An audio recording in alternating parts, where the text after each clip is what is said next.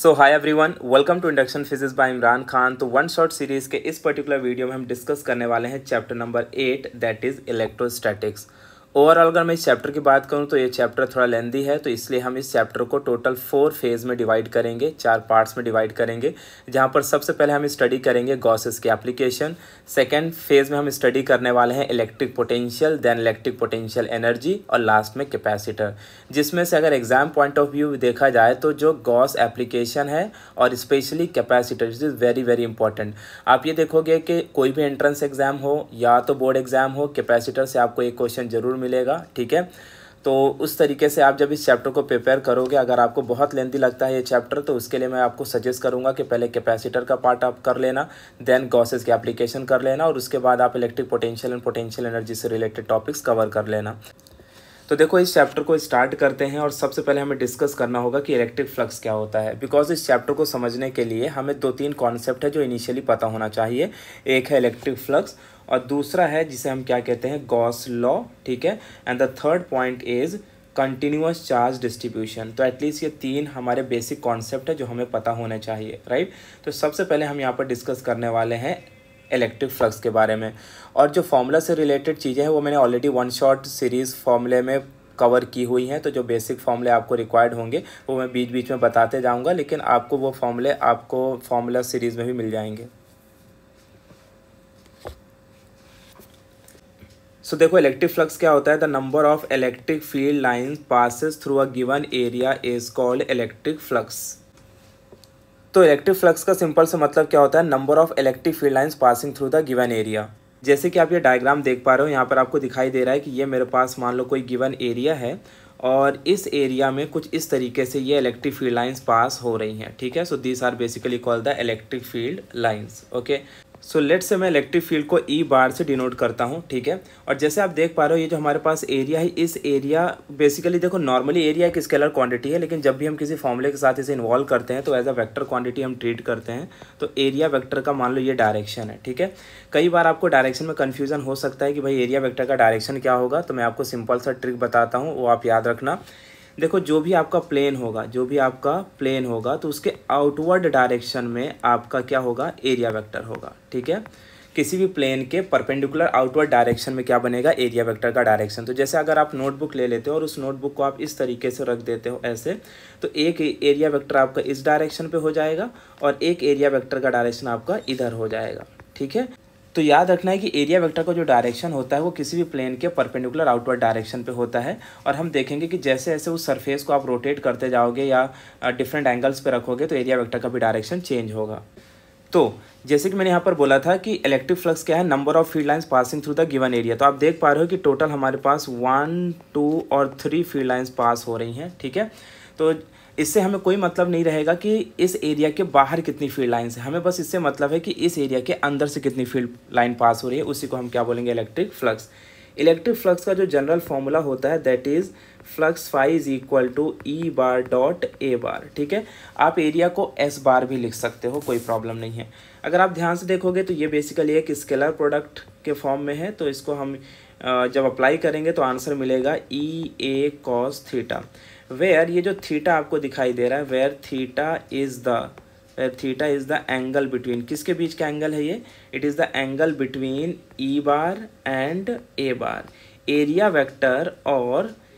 Vector और electric field के बीच में बनने वाले एंगल को हम यहाँ पर थीटा रिप्रेजेंट करते हैं। जैसे कि आप देख पा रहे हो, ये जो मेरा गिवन एरिया है थोड़ा सा मैंने टिल्ट करके ऊपर की तरफ रखा हुआ है, इसके लिए एरिया वेक्टर का डायरेक्शन इधर है। अगर मैं सीधा इसको इस तरीके से रखता तो आप देखते हैं कि इलेक्ट्रिक फील्ड का डायरेक्शन और एरिया वेक्टर का डायरेक्शन दोनों आपस में सेम होते। तो फिर मैं यहाँ पर लिखता E bar and A bar are having the same direction, ठीक है। तो यहाँ पर देखो, अब सिंस ये जो हमें फॉर्मूला मिल रहा है phi is equal to E A cos theta, ये इलेक्ट्रिक फ्लक्स का फॉर्मूला है और बहुत इंपॉर्टेंट है, याद रखना है। जब यही चीज़ हम मैग्नेट के लिए देखते हैं तो मैग्नेट के केस में भी सेम कॉन्सेप्ट यूज़ होता है, खाली इलेक्ट्रिक फील्ड लाइंस की जगह पर मैग्नेटिक फील्ड लाइंस आ जाती हैं और ई की जगह पर बी वर्ड यूज़ कर लेते हैं। अब बात आती है कि भाई मैक्सिमम फ्लक्स कब होगा, मिनिमम फ्लक्स क्या होगा। तो ये थोड़ा सा बात आप याद रखो कि जो मैक्सिमम फ्लक्स है,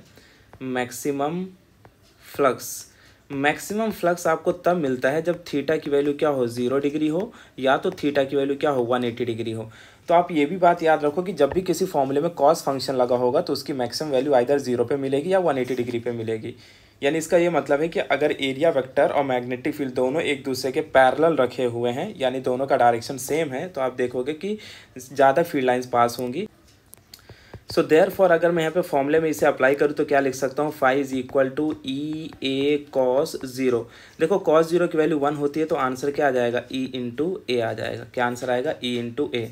सो देयरफॉर इस फॉर्मूले को मैं यहाँ पर लिख देता हूँ, that is phi is equal to E into A. तो ये बहुत ही ज़्यादा इंपॉर्टेंट फॉर्मूला है, ये फॉर्मूला आपको याद रखना है क्योंकि इस चैप्टर में हम जब गॉसेस एप्लीकेशन करेंगे तो वहाँ पर हमें इसे यूटिलाइज करना है, ठीक है।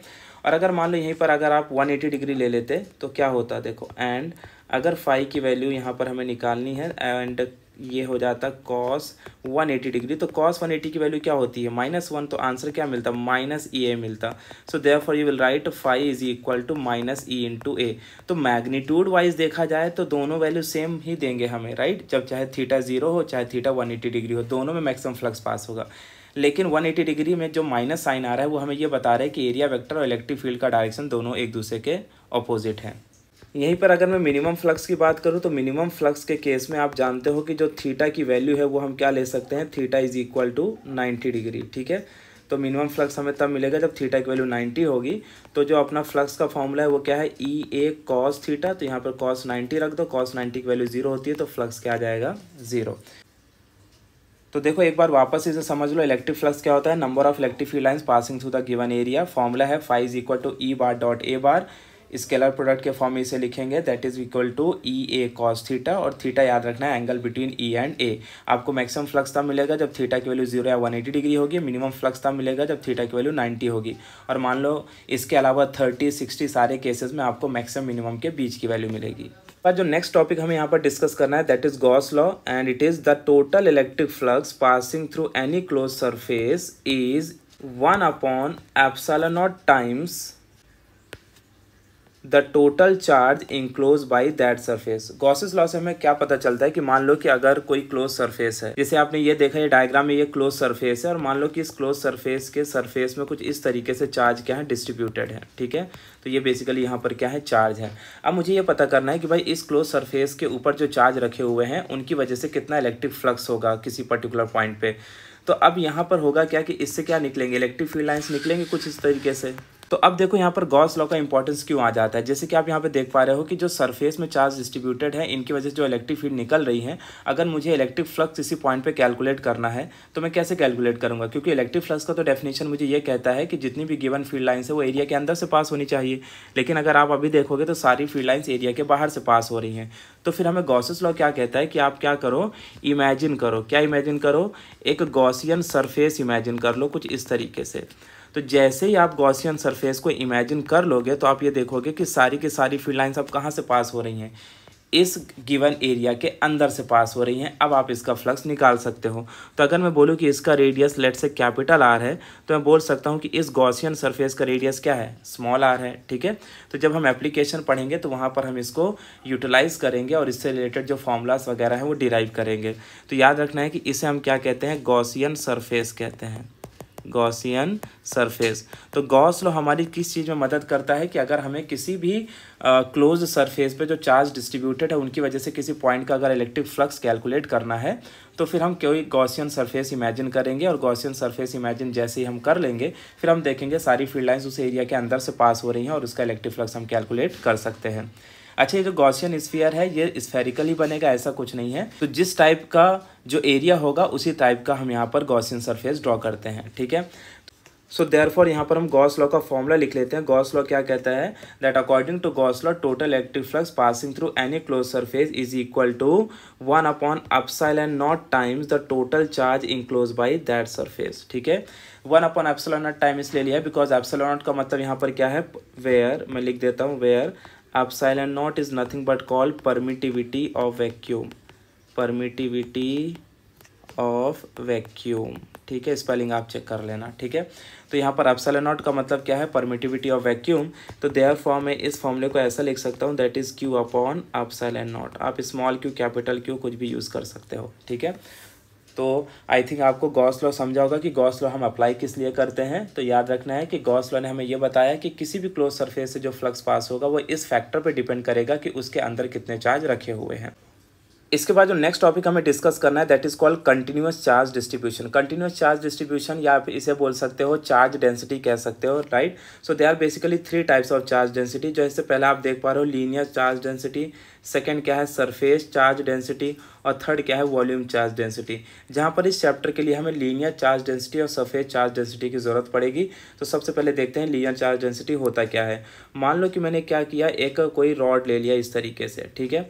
तो अगर इस रॉड के लेंथ वाइज में देखूँ तो अगर इस तरह से चार्ज डिस्ट्रीब्यूटेड हैं तो मैं बोलूँगा कि ये जो चार्ज डिस्ट्रीब्यूशन है वो क्या है, लीनियर चार्ज डिस्ट्रीब्यूशन है। Let's say total Q amount का चार्ज डिस्ट्रीब्यूटेड है, लेकिन ये कैसा डिस्ट्रीब्यूटेड है, अलॉन्ग लेंथ वाइज। तो लीनियर चार्ज डेंसिटी को नॉर्मली हम लैम्डा से डिनोट करते हैं, तो इसका फॉर्मूला हो जाएगा Q by L. So therefore यहाँ से क्यू का फॉर्मूला आप क्या लिखोगे, लैम्डा इंटू एल। तो ये फॉर्मूला आपको याद रखना है, ठीक है। वहीं अगर मैं लैम्डा की एसआई यूनिट की बात करूँ, याद रखना है कि SI unit of linear charge density is, charge का हो जाएगा कूलम, लेंथ का क्या हो जाएगा मीटर, ठीक है। वहीं अगर सरफेस चार्ज डेंसिटी की बात करूँ तो मान लो कि मेरे पास ये कोई गिवन एरिया प्लेट है, मान लो कोई प्लेट है और इसमें इस तरीके से चार्ज क्या है, डिस्ट्रीब्यूटेड है, ठीक है। तो जब इस तरह से चार्ज यूनिफॉर्मली डिस्ट्रीब्यूटेड होंगे along the area, then at that time जो इसकी सरफेस चार्ज डेंसिटी होगी जिसे हम सिग्मा से डिनोट करेंगे, उसका फॉर्मूला है क्यू बाई ए। क्या है formula, Q by A. Therefore Q का फॉर्मूला क्या हो जाएगा, सिग्मा इंटू ए हो जाएगा, ठीक है। तो ये दोनों फॉर्मूला आपको यूज़ होने वाले हैं। अगर मैं इसके यूनिट की बात करूँ तो इसका SI unit of sigma is, charge का हो जाएगा कूलम और एरिया का क्या होगा, मीटर स्क्वायर। वहीं अगर मैं वॉल्यूम चार्ज डेंसिटी की बात करूँ या वॉल्यूम चार्ज डिस्ट्रीब्यूशन की बात करूँ तो मान लो कि मेरे पास कोई एक मेटल का बॉल है और इसमें कुछ इस तरीके से चार्ज क्या है, डिस्ट्रीब्यूटेड है, राइट। तो अब यहाँ पर ये जो चार्ज डिस्ट्रीब्यूटेड है वो अलॉन्ग वॉल्यूम है। तो अब इसका जो फॉर्मूला हम लिखेंगे that is denoted by rho, और इसका फॉर्मूला हो जाएगा क्यू बाई वी। तो देयरफॉर यहाँ से मुझे बताओ क्यू का फॉर्मूला क्या होगा, रो इंटू वी। तो एक्चुअली हमें इस चैप्टर में इस फॉर्मूले का कोई यूज़ नहीं है, लेकिन फिर भी आप जान लो कि there are 3 types of charge distribution. और अगर मैं इसके यूनिट की बात करूँ तो S I unit of rho is, it will be coulomb per metre cube, है ना, क्योंकि वॉल्यूम का यूनिट क्या होता है, मीटर क्यूब। तो बस इस तरीके से इतना बेसिक चीज़ें हैं जो आपको इस चैप्टर के लिए आनी चाहिए। तो अब यहाँ पर हम स्टार्ट करने वाले हैं एप्लीकेशन ऑफ गॉसेस लॉ, जिसमें सबसे पहला हमें एप्लीकेशन देखना है that is related to electric field intensity due to a uniformly charged spherical shell, और you can call it as hollow sphere, ठीक है। तो ये जैसे कि आप इस डायग्राम में देख पा रहे हो, इस डायग्राम में बेसिकली हमने एक हॉलो स्फीयर लिया है, और आप ये देखोगे कि ये जो हॉलो स्फीयर है बेसिकली ये हमारा क्या है, ये हॉलो स्फीयर है, ठीक है। जो ओरिजिनल स्फीयर है वो ये है, और इस हॉलो स्फीयर की सरफेस पे आप देख पा रहे हो कुछ इस तरीके से हमने चार्ज को क्या किया है, डिस्ट्रीब्यूट किया है, ठीक है। So this are basically the charge distributed on the surface of this hollow sphere, और ये उससे क्या निकल रही है, इलेक्ट्रिक फील्ड लाइंस निकल रही हैं, ठीक है, कुछ इस तरीके से। अच्छा, इलेक्ट्रिक फील्ड लाइंस आप सेंटर से बाहर की तरफ दिखा सकते हो या तो चार्ज से ऐसे भी बाहर की तरफ दिखा सकते हो, कोई प्रॉब्लम नहीं होगा, ठीक है। So this are basically the electric field lines, और इलेक्ट्रिक फील्ड लाइंस का डायरेक्शन आप जानते हो, पॉजिटिव चार्ज के लिए क्या होता है, आउटवर्ड डायरेक्शन होता है। तो मान लेते हैं कि मुझे इस पी पॉइंट पर पता करना है कि टोटल इलेक्ट्रिक फील्ड इंटेंसिटी की वैल्यू क्या होगी, ठीक है। तो इसके लिए मुझे सबसे पहले कुछ कंसिडर्ड पॉइंट है वो समझने होंगे, और फिर हम डेरिवेशन को स्टेप वाइज सॉल्व करेंगे, और जितना मैं आपको स्टेप कराऊंगा आपको बस उतना ही करना है, ठीक है। तो सबसे पहले देखो हमें क्या करना है, कंसिडर लिखना है। So consider a sphere of radius capital R, जैसे कि आप देख पा रहे हो ये स्फीयर है, इसका रेडियस क्या है, कैपिटल आर है, having surface charge density sigma, क्योंकि यहाँ पे जो चार्ज डिस्ट्रीब्यूटेड है वो कैसे डिस्ट्रीब्यूटेड है, इसके सरफेस में चार्ज डिस्ट्रीब्यूटेड है, तो इसकी चार्ज डेंसिटी को हम क्या बोलेंगे, sigma, place in a dielectric medium of permittivity epsilon. और लेट्स से कि मैं बोलता हूँ कि ये जो हमारा सिस्टम है, इस सिस्टम को हमने कहाँ रखा हुआ है, डाइलेक्ट्रिक मीडियम एप्सिलॉन नॉट में रखा हुआ है, और याद रखना है कि एप्सिलॉन नॉट की वैल्यू को आप कभी भी एप्सिलॉन नॉट के से रिप्लेस कर सकते हो, जहाँ पर एप्सिलॉन नॉट जो बेसिकली है वो परमिटिविटी ऑफ वैक्यूम को डिफाइन करता है, और एयर या वैक्यूम के लिए के की वैल्यू 1 होती है। तो सबसे पहले आप ये कंसिडर पॉइंट दे दोगे, और उसके बाद हमें क्या अप्लाई करना है, Gauss's theorem. So according to Gauss's law और Gauss's theorem, the total electric flux का फॉर्मूला ऑलरेडी हम जानते हैं, that is phi is equal to q upon epsilon naught. ठीक है, तो सबसे पहले तो ये फॉर्मूला हमें यहाँ पर लिख देना है। उसके बाद नेक्स्ट स्टेप में देखो हमें करना क्या है, हमें तो पी पॉइंट पर पता करना है कि टोटल इलेक्ट्रिक फील्ड इंटेंसिटी की वैल्यू क्या होगी due to this charge distribution. तो इसके लिए सबसे पहले आपको क्या करना है, you have to write that therefore to find electric field intensity at point P at a distance r from the centre. तो आर फ्रॉम द सेंटर का मतलब क्या हो गया है कि ये जो सेंटर यहाँ से लेकर आर डिस्टेंस पर हमारा एक पॉइंट पी है। ठीक है, और इस पॉइंट पी पर हमें पता करना है कि टोटल इलेक्ट्रिक फील्ड की वैल्यू क्या होगी। ठीक है, तो इसके लिए आपको क्या करना है, imagine a Gaussian sphere of radius r. तो हमें सबसे पहले एक गॉसियन स्फीयर इमेजिन करना है, जैसे कि आप इस डायग्राम में देख पा रहे हो, ये जो आपको आउटर वाला जो स्फीयर दिख रहा है this is called Gaussian sphere.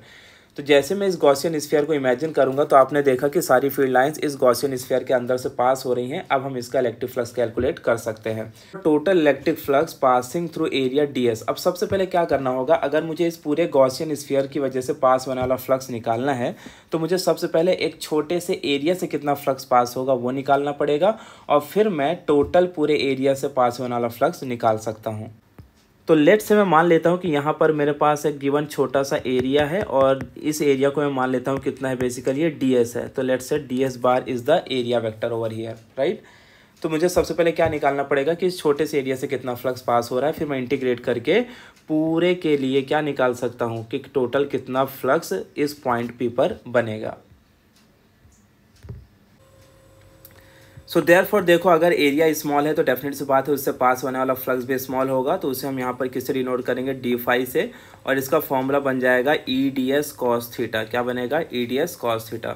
तो जैसे कि मैंने बोला कि सिंस यहाँ पर जो थीटा की वैल्यू है वो हम क्या लेने वाले हैं, 0 डिग्री, बिकॉज मैक्सिमम फ्लक्स कब मिलेगा अपने को, 0 डिग्री एंगल पे। सो देयरफॉर स्मॉल फ्लक्स का यहाँ पर जो हमें फॉर्मूला मिलेगा that will be equal to E d s. ठीक है, so this is the flux passing through very small area d s. अब हम क्या कर सकते हैं, टोटल फ्लक्स निकाल सकते हैं। सो देयरफॉर आप लिखोगे total flux passing through point P या एट पॉइंट P। तो टोटल फ्लक्स के लिए आपको क्या करना पड़ेगा, phi is equal to integration of E d s, यानी ये जो हमारा डी फाई है इसे अगर हम इंटीग्रेट कर देंगे तो हमें क्या मिलेगा, फाई। अब यहाँ पर देखो इंटीग्रेशन के लिए अब यहाँ पर आपको स्टेप अप्लाई करना है, फाई इज इक्वल टू, और देखो सिंस इलेक्ट्रिक फील्ड कांस्टेंट है तो इसे हम बाहर निकालेंगे तो ये क्या बनेगा, इंटीग्रेशन ऑफ ds। अच्छा, छोटे छोटे एरिया को अगर मैं मिलाऊंगा तो क्या मिलेगा, बड़ा एरिया, जिसे मैं इधर कैपिटल A या तो कैपिटल S से डिनोट कर सकता हूँ। ठीक है, तो देयरफॉर यहाँ पर ये d5 will be equal to E, और integration of ds will be equal to either आप s लिख सकते हो या a लिख सकते हो, दोनों का मतलब यहाँ पर क्या है, एरिया है। ठीक है, तो लेट्स से कि मैं यहाँ पर a लिख देता हूँ तो ज़्यादा आसानी रहेगी हमें a। और आपको पता है कि एरिया जो होता है बेसिकली स्फीयर का वो कितना होता है, area of sphere is 4πr²। क्योंकि फिलहाल हमारी सारी चीज़ गॉसियन स्फीयर के रेस्पेक्ट में चल रही है तो उसका रेडियस कितना है, स्मॉल r²। तो यहाँ पर मैं इसकी वैल्यू रख दूंगा 4πr²। समझा क्या किया, मतलब इसको ऐसा लिखा मैंने, E integration of ds will be equal to either s or a, और उस s की जो वैल्यू है वो कितनी है, 4πr²। ठीक है, या s की जगह पर जैसे मैंने आप बोला आप कैपिटल A भी यूज़ कर सकते हो। सो अब ये जो हमें इक्वेशन मिला है इस इक्वेशन को हम नाम देंगे इक्वेशन नंबर 2। ठीक है, तो इससे पहले हमें एक और इक्वेशन मिला था, ये इक्वेशन 1, और ये हो गया इक्वेशन 2। अब आपको कुछ करना नहीं है, बस दोनों इक्वेशन को कंपेयर करना है। So therefore from equation 1 and 2, अगर फ्रॉम इक्वेशन 1 एंड 2 करूँ तो मैं क्या देखूंगा कि इसको मैं पहले यहाँ लिख लेता हूँ, E is equal to 4π small r का square is equal to q upon epsilon naught. क्योंकि आप देखोगे तो फर्स्ट इक्वेशन क्या है, क्यू अपॉन एप्सिलॉन नॉट। ठीक है, और याद रखना एप्सिलॉन नॉट क्या है, परमिटिविटी ऑफ वैक्यूम। अब यहाँ पर देखो आप, जैसे कि मैंने अर्लियर आपको सबसे पहले क्या पढ़ाया था कि लीनियर चार्ज डेंसिटी क्या होता है, सरफेस चार्ज डेंसिटी क्या होता है। तो एज यू नो दैट कि हमने देखा कि स्फीयर में जो चार्ज डिस्ट्रीब्यूटेड है वो उसके सरफेस पे डिस्ट्रीब्यूटेड है। तो क्यू का फॉर्मूला क्या होगा, क्यू का फॉर्मूला होगा सिग्मा इंटू ए। क्या होगा, सिग्मा इंटू ए।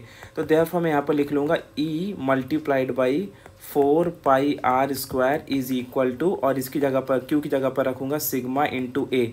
अच्छा, एरिया ऑफ स्फीयर आप जानते हो, एरिया ऑफ स्फीयर क्या होगा, 4π कैपिटल R का स्क्वायर अपॉन एप्सिलॉन नॉट। ठीक है, बिकॉज यहाँ पर देखो जो चार्ज डिस्ट्रीब्यूटेड थे वो कहाँ डिस्ट्रीब्यूटेड थे, सरफेस पर, और इस स्फीयर का जो रेडियस था वो क्या था, कैपिटल आर था, राइट। तो एरिया ऑफ स्फीयर का फॉर्मूला क्या बनेगा, 4πr²।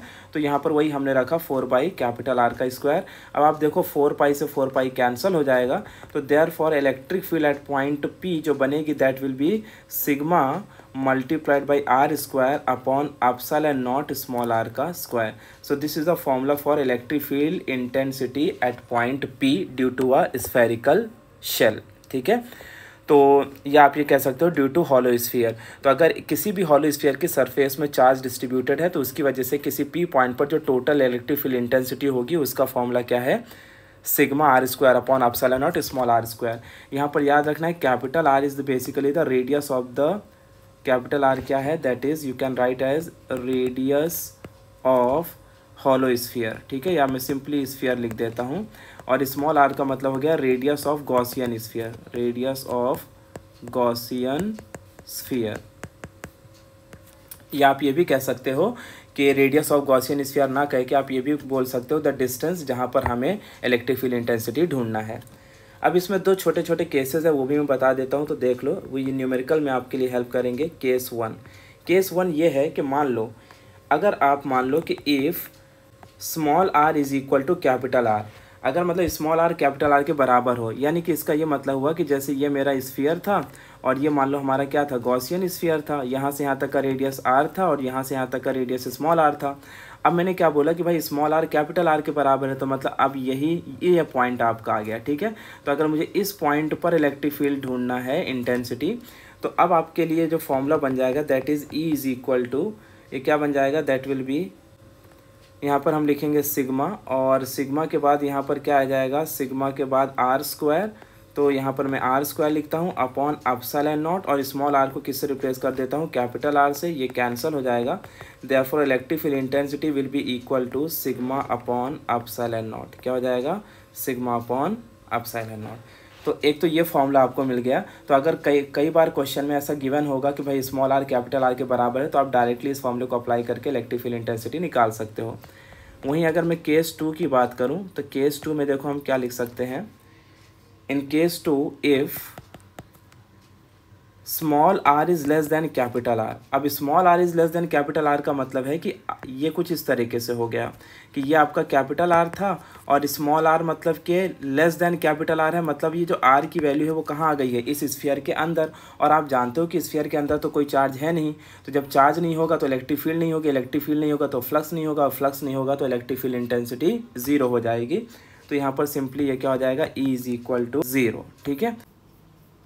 तो अब हम गॉसेस के नेक्स्ट एप्लीकेशन की तरफ बढ़ते हैं। इससे पहले हमने क्या देखा अभी, that is electric field intensity due to a hollow sphere. अब हमें देखना है electric field intensity due to a infinitely long straight charged wire.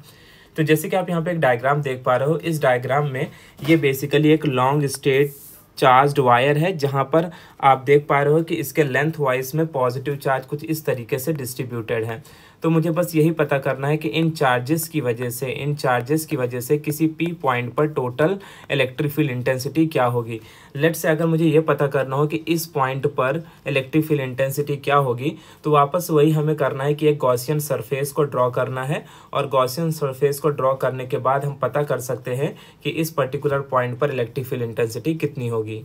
तो सबसे पहले हम कंसीडर पॉइंट देखते हैं। Consider a uniformly charged wire having linear charge density lambda. Since यहाँ पर वायर में लेंथ वाइज चार्ज का डिस्ट्रीब्यूशन है, इसके लिए इसकी चार्ज डेंसिटी को हम लैम्डा से डिनोट करते हैं। Placed in a dielectric medium of permittivity epsilon, और एप्सिलॉन को हम क्या लिख सकते हैं, एप्सिलॉन नॉट के। याद रखना है के की वैल्यू एयर या वैक्यूम के लिए 1 होती है। अब इसके बाद वही करना है। सबसे पहले हमें क्या करना है, अकॉर्डिंग टू गॉसेस थ्योरम यानी अकॉर्डिंग टू गॉसेस लॉ, सबसे पहले हमें फ्लक्स का फॉर्मूला लिखना है, that is phi is equal to Q by epsilon naught. अब अगर आप ध्यान से इस डायग्राम को वापस से देखो, तो यहाँ पर ये जो कैपिटल R आपको दिखाई दे रहा है, capital R is basically the radius of the charged wire, ठीक है। और स्मॉल r बेसिकली क्या है, क्योंकि मुझे यहाँ से लेकर यहाँ इस पॉइंट P पर पता करना है कि टोटल इलेक्ट्रिक फील्ड इंटेंसिटी क्या होगी, ठीक है। तो यहाँ से सेंटर से यहाँ तक का डिस्टेंस हमारा क्या बन जाएगा r, और इस P पॉइंट पर हम एक गॉसियन सरफेस को ड्रॉ करेंगे।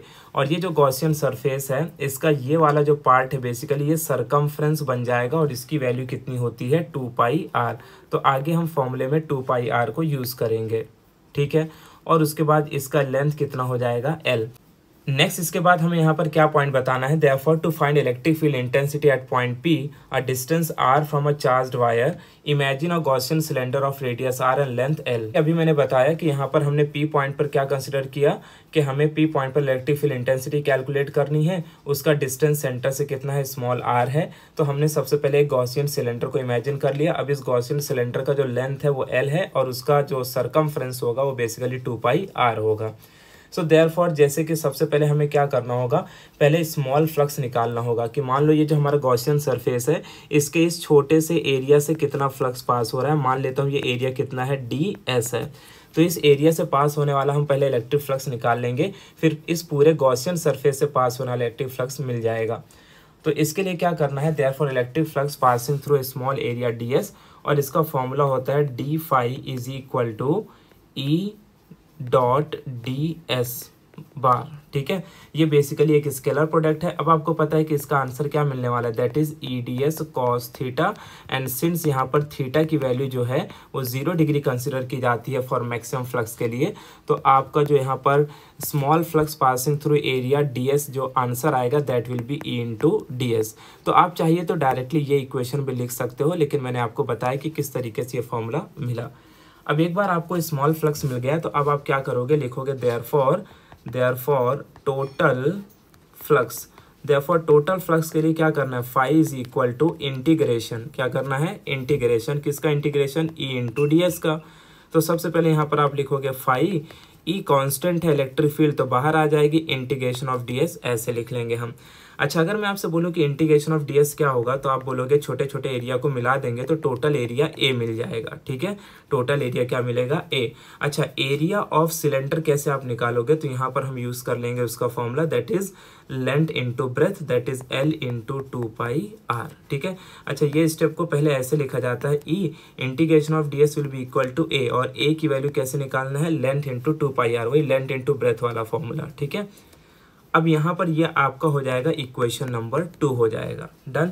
अब हमें क्या करना है, लिखना है therefore from equation 1 and 2, from equation 1 and 2। तो सबसे पहले हम पहला इक्वेशन देखते हैं, क्या है, phi is equal to Q by epsilon not, और यहाँ पर क्या है, phi is equal to EL into 2πr।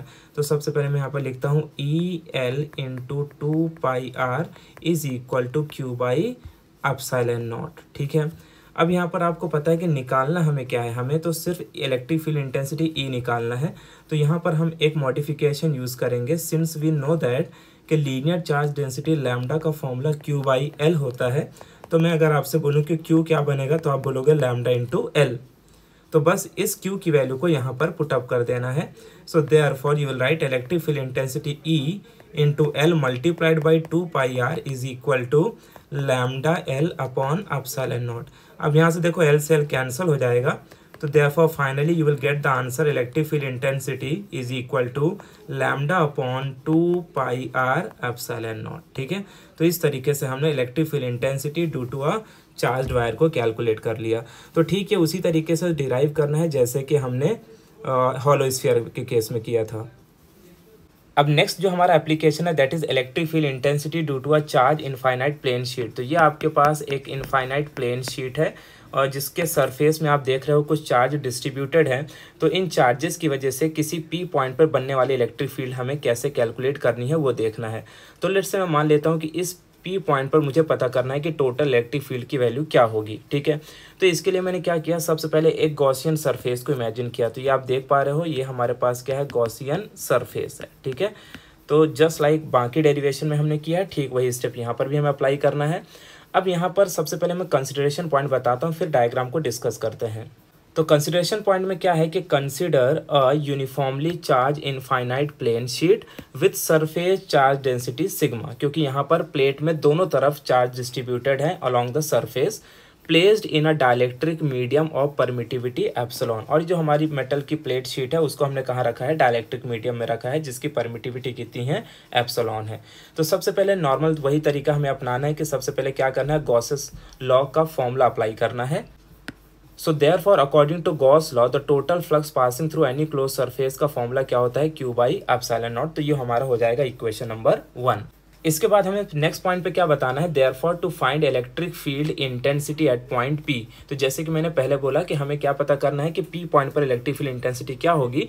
तो हम यहाँ पर इमेजिन करेंगे Gaussian cylinder having cross sectional area A and length 2r। ठीक है, तो इस डायग्राम में यहाँ पर आप देख पा रहे हो ये गॉसियन सिलेंडर, यहाँ से यहाँ तक का रेडियस मान लो r हो जाएगा, और यहाँ से यहाँ तक अगर टोटल में मिला दूँ तो ये कितना हो जाएगा, 2r हो जाएगा। ठीक है, तो 2r basically the length of this cylinder. Okay, तो अगर मुझे P पॉइंट पर बनने वाली इलेक्ट्रिक फील्ड इंटेंसिटी को कैलकुलेट करना है तो सबसे पहले मुझे इस छोटे से एरिया से कितना फ्लक्स पास होगा वो निकालना है, और इस सरफेस एरिया से कितना फ्लक्स पास होगा वो निकाल लेना है। क्योंकि जो कर्व्ड सरफेस है हमारा, ये वाला सरफेस, इससे कोई फ्लक्स पास नहीं होगा। उसके पीछे रीज़न ये है कि यहाँ पर इलेक्ट्रिक फील्ड और एरिया वेक्टर के बीच में 90 डिग्री का एंगल फॉर्म होगा, और कॉस 90 की वैल्यू 0 होती है। तो इसीलिए जो भी इलेक्ट्रिक फील्ड इंटेंसिटी बनेगी वो either due to this cross section area form होगी या ड्यू टू दिस। तो इन दोनों की वजह से net electric field P point पर अपने को पता करना है। तो वही काम करेंगे कि हमने सबसे पहले एक छोटा सा एरिया ले लिया ds। ठीक है, इसकी वजह से बनने वाली इलेक्ट्रिक फील्ड निकाल लेंगे, और इधर के तरफ जो एरिया ds है इसके वजह से बनने वाली इलेक्ट्रिक फील्ड निकाल लेंगे, और हम दोनों को ऐड कर देंगे तो हमें पता चल जाएगा टोटल P पॉइंट पर कितनी इलेक्ट्रिक फील्ड इंटेंसिटी है। तो इसके लिए मुझे सबसे पहले फ्लक्स निकालना पड़ेगा, तो टोटल फ्लक्स निकाल लेते हैं, तभी हम इलेक्ट्रिक फील्ड इंटेंसिटी कैलकुलेट कर पाएंगे। तो यहाँ पर सबसे पहले हम लिखेंगे, यहाँ पर फॉर्मूला क्या हो जाएगा, फाई इज इक्वल टू, क्या लिखेंगे हम, phi is equal to that is integration of EdS। Okay, और ये किसके लिए, P पॉइंट के लिए, plus integration of E into ds, ये किसके लिए, P डैश पॉइंट के लिए। ठीक है, क्योंकि अगर आप ध्यान से देखोगे तो यहाँ पर ये दो क्रॉस सेक्शन एरिया आपको दिखाई दे रहे हैं, तो दोनों से पास होने वाला फ्लक्स हम निकाल के ऐड करेंगे तो हमें टोटल फ्लक्स मिल जाएगा। तो यहाँ पर हम लिखेंगे therefore phi is equal to, अब यहाँ पर आप देखो इस वाले इक्वेशन में और इस वाले इक्वेशन में इलेक्ट्रिक फील्ड कांस्टेंट है, तो इसको बाहर निकाल लो, तो ये इंटीग्रेशन ऑफ ds हो जाएगा, प्लस ये E बाहर आएगा तो इंटीग्रेशन ऑफ ds हो जाएगा। अब P और P डैश लिखने का कोई मतलब नहीं है, बिकॉज दोनों की वैल्यू यहाँ पर क्या है, सेम है। तो therefore phi is equal to, ये लिखेगा आप E लिखोगे, उसके बाद इंटीग्रेशन ऑफ ds आपको पता है क्या हो जाएगा, टोटल एरिया A, प्लस यहाँ पर वही होगा E लिखोगे, integration of ds will be equal to A। तो देयरफॉर टोटल फ्लक्स जो मुझे मिला, therefore total flux phi is equal to क्या हो गया, 2EA। ये हमारा हो जाएगा इक्वेशन नंबर 2 हो जाएगा। ठीक है, अब हमें वही कहानी करना है, देयरफॉर फ्रॉम इक्वेशन 1 एंड 2 कर देना है। सो यहाँ पे मैं लिख देता हूँ देयरफॉर फ्रॉम इक्वेशन 1 एंड 2। अगर मैं इक्वेशन 1 एंड 2 करूँगा तो फाई से फाई क्या हो जाएगा, कैंसल, और इसको इस तरीके से लिख लेते हैं, that is 2EA is equal to Q by epsilon naught. ठीक है, तो यहाँ पर एज वी नो दैट कि सिग्मा क्या होता है, मैंने बोला था सरफेस चार्ज डेंसिटी का फॉर्मूला Q बाई A होता है, तो देयरफॉर Q का फॉर्मूला क्या लिखेंगे, सिग्मा इंटू A। तो अब आप यहाँ पे वैल्यू पुटअप कर दो, तो ये बेसिकली हो जाएगा 2EA इज इक्वल टू, और Q की जगह पर आएगा sigma A upon epsilon naught, यहाँ से A से कैंसिल हो जाएगा। तो therefore total electric field intensity at point P will be equal to sigma upon 2 epsilon naught. ठीक है, तो इस तरीके से ये पर्टिकुलर फॉर्मूला हमें डिराइव करना है। तो यहाँ पर ये जो तीनों एप्लीकेशन, तो यहाँ पर हमने जो ऑल 3 एप्लीकेशन ऑफ गॉसेस देखे हैं, उनका ऑलमोस्ट जो तरीका है सॉल्व करने का वो एक ही जैसे है। तो जैसे कि मैंने आपको बताया, आप इसी तरीके से सॉल्व करोगे तो आपको काफ़ी आसानी होगी सॉल्व करने में। तो ओवरऑल अगर हम चैप्टर नंबर 8 को देखें तो इलेक्ट्रोस्टैटिक्स चैप्टर में जो सबसे इंपॉर्टेंट टॉपिक है एग्जाम पॉइंट ऑफ व्यू, वो है कैपेसिटर। कैपेसिटर से ऑलमोस्ट हर साल एक ना एक क्वेश्चन आता ही है, तो इसलिए आपको ये वाला टॉपिक बहुत अच्छे से करना चाहिए। तो जब भी आप इलेक्ट्रोस्टैटिक्स चैप्टर पढ़ेंगे तो कैपेसिटर वाले पार्ट को ज़रूर पढ़ें। तो चलिए समझते हैं कि कैपेसिटर क्या होता है। तो नॉर्मली हम सब जानते हैं कि कैपेसिटर एक ऐसा डिवाइस होता है जिसका काम होता है इलेक्ट्रिकल एनर्जी को स्टोर करना। हम सब ने फ़ैन देखा है, और फ़ैन के अगर ऊपर आप देखोगे तो कुछ इस तरह का एक डिवाइस कनेक्टेड होता है, और बेसिकली ये वाइट कलर का होता है, राइट, कैपेसिटर, और इसमें ऐसे 2 वायर लगे हुए होते हैं। ठीक है, तो इसे हम क्या कहते हैं, कैपेसिटर कहते हैं। अगर आप हार्डवेयर की दुकान पे जाओगे और उससे आप बोलोगे कि मुझे कैपेसिटर चाहिए है, तो सबसे पहले आपसे पूछेगा कि आपको किस लिए कैपेसिटर चाहिए है। तो अगर आप उसे बताओगे मुझे फ़ैन के लिए चाहिए, तो फिर फ़ैन से रिलेटेड जो भी उसकी सही वैल्यू होगी वो वाला कैपेसिटर आपको वो दे देगा। तो ये बेसिकली जनरली वाइट कलर का होता है जो फ़ैन पे लगा हुआ होता है। तो आई थिंक्स आप सब इसे जानते हो। इसे दूसरा नाम कंडेंसर भी कहते हैं। तो कैपेसिटर कह सकते हैं या कंडेंसर कह सकते हैं, ठीक है। तो फिलहाल आपको ये समझना है कि कैपेसिटर एक ऐसा डिवाइस होता है जिसका काम होता है इलेक्ट्रिकल एनर्जी को स्टोर करना। अब हम कैपेसिटर के कॉन्सेप्ट को समझते हैं। तो देखो कैपेसिटर क्या है। Basically capacitor is a system consisting of two conductors having equal and opposite charges separated by an insulator or dielectric। तो जैसे कि आप देख पा रहे हो यहाँ पर कंडक्टर में क्या होता है कि दो प्लेट्स होती हैं। एक प्लेट होती है जो पूरी तरीके से पॉजिटिवली चार्ज होती है और एक प्लेट होती है जो पूरी तरीके से नेगेटिवली चार्ज होती है, राइट। तो जैसे यहाँ पर आप देख पा रहे हो ये वाली जो प्लेट है इसमें पूरी तरीके से पॉजिटिव चार्ज है तो इसे हम प्लस क्यू से डिनोट करेंगे, और इस वाले प्लेट में पूरी तरीके से नेगेटिव चार्ज है तो इसे हम माइनस क्यू से डिनोट करेंगे। तो यहाँ पर एक बात तो फिक्स है कि एक प्लेट में जिसमें पॉजिटिव चार्ज है तो जितने पॉजिटिव चार्ज होंगे तो दूसरे प्लेट में उतने ही नेगेटिव चार्ज होंगे। तो कैपेसिटर क्या हमने बोला, कैपेसिटर एक ऐसा सिस्टम है जिसमें दो कंडक्टर्स होते हैं, ठीक है। जैसे ये कंडक्टर मान लो 1 है और ये कंडक्टर क्या है 2 है, ठीक है। और इन दोनों में जो चार्ज होते हैं वो इक्वल इन मैग्नीट्यूड होते हैं। भले ही एक प्लेट में पॉजिटिव चार्ज हो और एक प्लेट में नेगेटिव चार्ज हो, लेकिन दोनों की वैल्यू क्या होगी, सेम होगी। और इन दोनों प्लेट के बीच में हम क्या रखते हैं, एक इंसुलेटिंग मटेरियल को रखते हैं जो बेसिकली इन दोनों प्लेट को सेपरेट करके रखता है, ठीक है। तो ये वाला जो पार्ट आपको दिख रहा है इसी को हम क्या कहते हैं, इंसुलेटिंग मटेरियल या इंसुलेटर।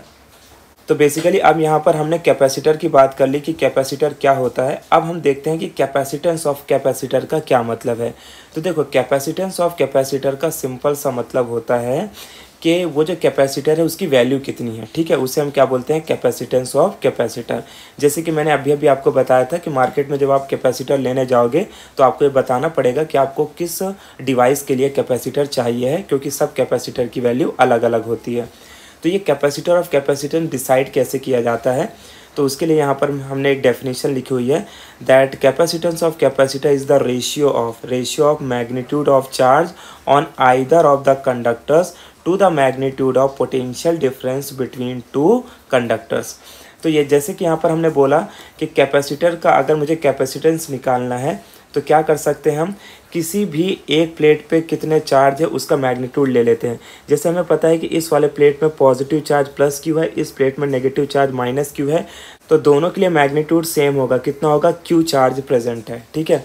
उसके बाद क्या करना है, मान लेते हैं कि ये जो पॉजिटिव चार्ज है इस प्लेट का पोटेंशियल है प्लस वी, इस प्लेट का पोटेंशियल है माइनस वी। तो अगर मैं बोलूँ कि दोनों के बीच का कितना पोटेंशियल है तो आप क्या बोलोगे, v। तो v जो पोटेंशियल है ये इन मैग्नीट्यूड हो गया और चार्ज q क्या हो गया, इन मैग्नीट्यूड हो गया, राइट। तो इस तरीके से हम बोल सकते हैं कि ये वाली जो हमारी प्लेट है इसमें total plus q charge present है और इसका पोटेंशियल है प्लस v, और इस वाली प्लेट में total minus Q charge present है और इसका पोटेंशियल है minus we.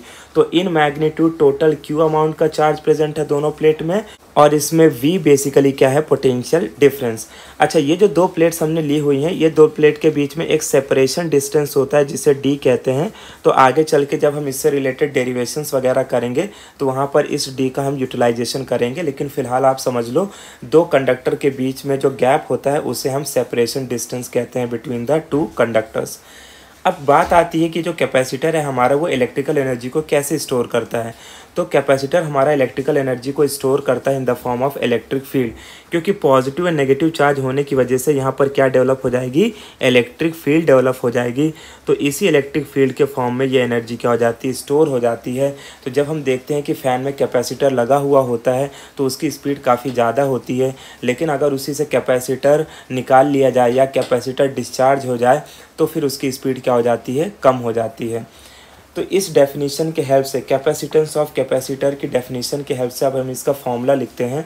So therefore we can write capacitance of capacitor C, क्योंकि कैपेसिटेंस ऑफ कैपेसिटर को सी से डिनोट करते हैं।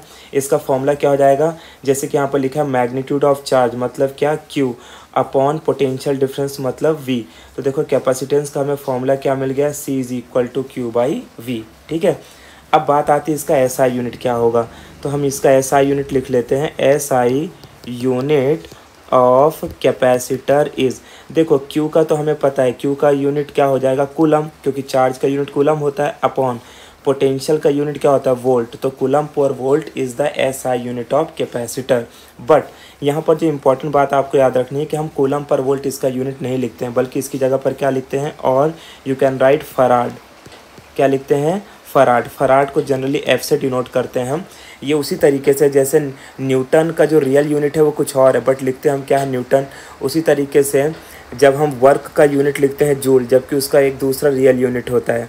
तो ऐसे जितनी भी चीज़ें जो किसी साइंटिस्ट ने डिस्कवर की है, तो उनके नाम को रेस्पेक्ट देने के लिए हम उनके नाम का यूनिट लिखते हैं। तो ठीक उसी तरीके से कैपेसिटर के ऊपर जिसने काम किया उनका नाम फराड है, तो इसीलिए हम उसका यूनिट क्या लिखते हैं फराड। अब हम देखते हैं डायमेंशन ऑफ कैपेसिटर। तो देखो डायमेंशन ऑफ कैपेसिटर होता है, डायमेंशन ऑफ कैपेसिटर इज, तो इसका डायमेंशन होता है L-2 M-1 T⁻⁴ and I⁻²। I की जगह पर आप वर्ड A भी यूज़ कर सकते हो, ठीक है। करंट के लिए हम एम्पियर का A या तो I यूज़ करते हैं, तो ये क्या होगा इसका डायमेंशन। तो dimension of capacitor is L-2 M-1 T⁻⁴ and I⁻²। अब यहाँ पर जो इस वीडियो में हमें डिस्कस करना है वो ये है कि अगर मान लो हमारे पास नंबर ऑफ़ कैपेसिटर हैं और उन नंबर ऑफ़ कैपेसिटर को हमें किसी सर्किट में कनेक्ट करना है, तो किन तरीक़ों से हम कैपेसिटर को सर्किट में कनेक्ट कर सकते हैं। तो सर्किट में कैपेसिटर्स को कनेक्ट करने के दो तरीके हैं, एक है कैपेसिटर इन सीरीज़ और दूसरा है कैपेसिटर इन पैरेलल। ये कुछ उसी तरीके से है जैसे हमने resistance in series and resistance in parallel पढ़ा है, राइट। तो काफ़ी आसानी होगी आपको ये समझने में, बिकॉज हमने resistance series and resistance parallel पढ़ा है, तो काफ़ी कुछ उसी से यहाँ पर रिलेट करने वाला है। तो चलिए देखते हैं सबसे पहले कैपेसिटर इन सीरीज़ में होता क्या है। तो देखो capacitor are connected in series, हम कब बोलेंगे कि कैपेसिटर सीरीज़ में कनेक्टेड हैं, if they are connected one after the other. जैसे कि आप ये डायग्राम में देख पा रहे हो, आपको डायग्राम में समझ में आ रहा है कि यहाँ पर देखो टोटल 3 कैपेसिटर्स हैं। मान लेते हैं ये कैपेसिटर C1 है, ये कैपेसिटर C2 है और ये कैपेसिटर क्या है C3, और ये तीनों कैपेसिटर एक लाइन में कनेक्टेड हैं, यानी एक चेन के फॉर्म में कनेक्टेड हैं। तो therefore they are called capacitor connected in series, right. अब हम एक बात जानते हैं कि किसी भी कैपेसिटर में 2 कंडक्टर्स होते हैं, यानी 2 प्लेट्स होती है। एक प्लेट पूरी तरीके से पॉजिटिव चार्ज होती है और एक प्लेट नेगेटिव चार्ज होती है। तो एक प्लेट पॉजिटिव चार्ज, दूसरी प्लेट नेगेटिव चार्ज, और इसी तरीके से इसमें भी हो जाएगा, एक प्लेट पॉजिटिवली चार्ज, एक प्लेट नेगेटिवली चार्ज, राइट। अब यहाँ पर जो सबसे इम्पॉर्टेंट बात आपको याद रखना है वो ये है कि in case of series combination potential difference across each capacitor is different, ठीक है। यानी इस पूरे सर्किट का टोटल पोटेंशियल तो V होगा, राइट, लेकिन हर एक कैपेसिटर का पोटेंशियल अलग होगा। इसका पोटेंशियल V1, इसका पोटेंशियल V2 और इसका पोटेंशियल V3। ये कुछ उसी तरीके से है जैसे हम जानते हैं कि जब हम रेजिस्टेंस को सीरीज़ में कनेक्ट करते हैं, मान लो कि मैंने 3 रेजिस्टेंस लिया और उनको सीरीज़ में कनेक्ट कर दिया। ये रेजिस्टेंस है R1, ये रेजिस्टेंस है R2 और ये रेजिस्टेंस है R3, और इसको हम एक सर्किट से भी कनेक्ट कर देते हैं। और हमें पता है कि इस बैटरी का जो टोटल पोटेंशियल है वो क्या है V, लेकिन हम ये जानते हैं कि जब इससे करंट फ्लो होगा तो current through out each resistance will remain same, लेकिन हर एक रेजिस्टेंस का पोटेंशियल क्या होगा, अलग अलग होगा। तो सिमिलर तरीके से यहाँ पर भी हो रहा है कि जब हम कैपेसिटर को सीरीज़ में कनेक्ट करते हैं तो पोटेंशियल हर एक कैपेसिटर का क्या होगा, डिफरेंट होगा, लेकिन यहाँ पर magnitude of charge for each capacitor remains the same. यानी जितना चार्ज कैपेसिटर C1 में है उतना ही चार्ज कैपेसिटर C2 में है और उतना ही चार्ज कैपेसिटर C3 में है। सो देयरफॉर इस डेरिवेशन को आगे हम सॉल्व करते हैं। सो वी राइट, बट यहाँ पर देखो क्या लिखा है, charge on each capacitor is same. तो ये बात आपको याद रखना है कि जब हम कैपेसिटर को सीरीज़ में कनेक्ट करते हैं तो सीरीज़ में कनेक्ट करते वक्त हर एक कैपेसिटर का पोटेंशियल अलग अलग होगा, लेकिन हर एक कैपेसिटर में जो चार्ज होगा वो क्या होगा, सेम होगा। तो अब हम यहाँ पर मान लेते हैं कि let V1, V2 and V3 be the potential difference across each capacitor, और जिसकी कैपेसिटेंस वैल्यू क्या है, C1, C2 एंड C3। तो ये तो गिवन आप बहुत आसानी से लिख लोगे, ठीक है। हमें क्या फाइंड करना है, हमें ये फाइंड करना है कि जब हम कैपेसिटर को सीरीज़ में कनेक्ट करते हैं तो जितने भी हमने कैपेसिटर को कनेक्ट किया हुआ है उन सारे कैपेसिटर की वजह से उसका टोटल कैपेसिटेंस क्या होगा, राइट। तो ये फॉर्मूला डिराइव करने के लिए हम एक कॉन्सेप्ट यूज़ कर सकते हैं। therefore we can say that total potential, जो टोटल पोटेंशियल V है, it is equal to V1 plus V2 plus V3, right. इस सर्किट का जो टोटल पोटेंशियल V है वो किसके इक्वल होगा, V1 plus V2 plus V3। अब हमें यहाँ पर क्या करना है, एज हमने ऑलरेडी पढ़ा है कि C का फॉर्मूला क्या होता है, C का फॉर्मूला होता है Q by V, right.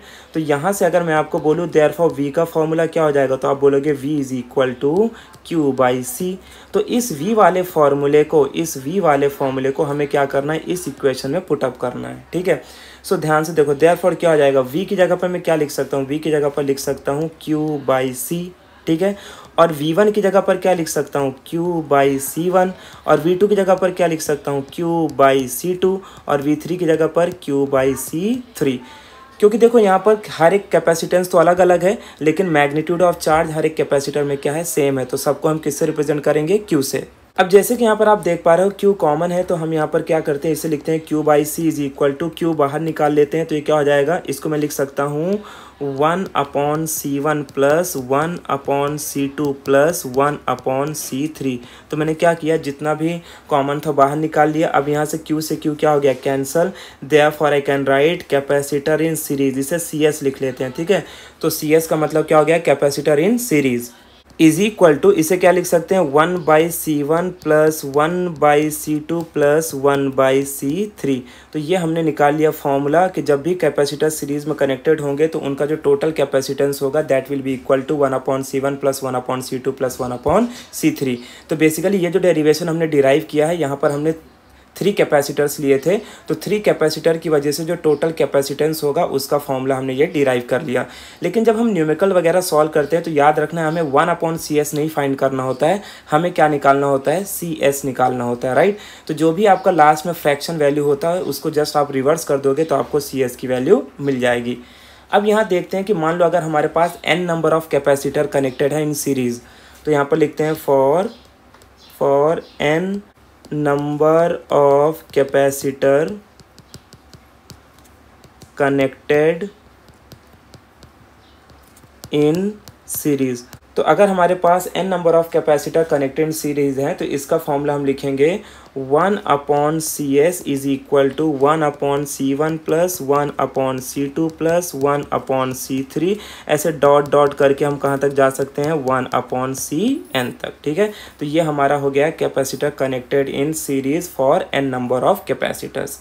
Now अब अगर मान लो कि जितने भी हमने कैपेसिटर कनेक्ट किए हैं वो सारे कैपेसिटेंस की वैल्यू सेम है, यानी इक्वल वैल्यूज़ के कैपेसिटर को हमने कनेक्ट किया है, तो फिर टोटल कैपेसिटेंस क्या हो।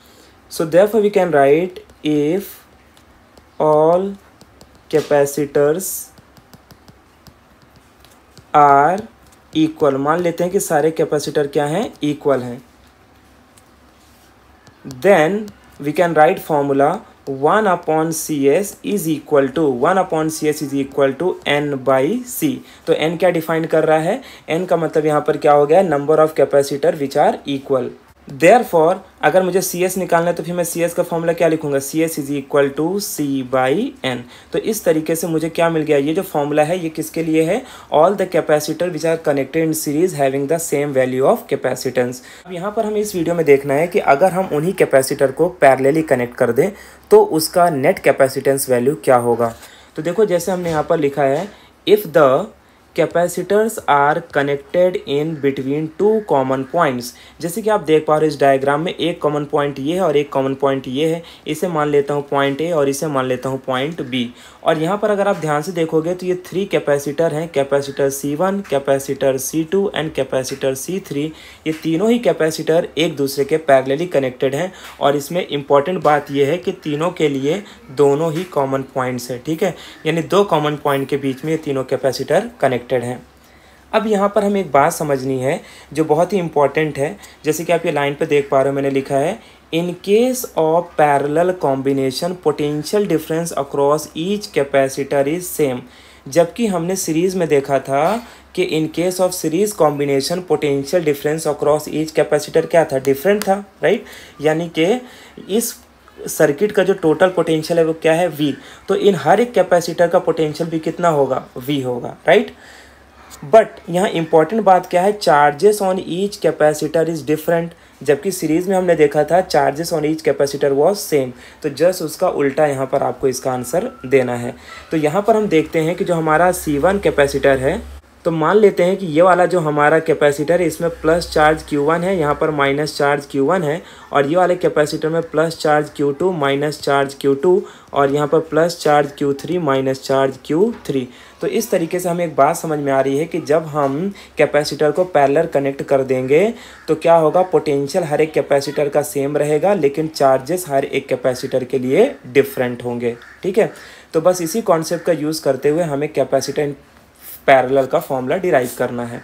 तो हम यहाँ पर मान लेते हैं let Q1 Q2 Q3 be the charges on each capacitor. जैसे वहाँ पर हमने क्या बोला था, let V1 V2 and V3 be the potential difference on each capacitor of capacitance C1 C2 and C3।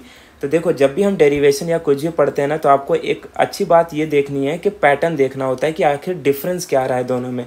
अगर आपको पैटर्न पता चल गया ना तो डेरिवेशन आपके लिए बहुत आसान हो जाते हैं। ठीक है, लेकिन अगर आप पैटर्न नहीं ढूंढ पाओगे तो फिर वही डेरिवेशन आपको बहुत डिफिकल्ट लगेगा और आपको लगेगा ये जो डेरिवेशन अलग अलग दिए हैं ये सब अलग अलग हैं। बट ऐसा होता नहीं है, ऑलमोस्ट सारे डेरिवेशन एक दूसरे से इंटरकनेक्टेड होते हैं। तो चलो, अब यहाँ पर एक बात याद आती है हमें कि अगर आपने पढ़ा होगा according to law of conservation of charge, तो law of conservation of charge हमें क्या कहता है कि charges can neither be created nor be destroyed, it can be transferred from one form to another form, and for an isolated system charges are always conserved. ठीक है, तो यहाँ पर हम कंजर्वेशन ऑफ चार्ज का फॉर्मूला यूज़ कर लेंगे। तो from conservation of charges, from conservation of charges, इसको ऐसा लिख देते हैं हम, from conservation of charges we can say that total charge Q is equal to Q1 plus Q2 plus Q3, right.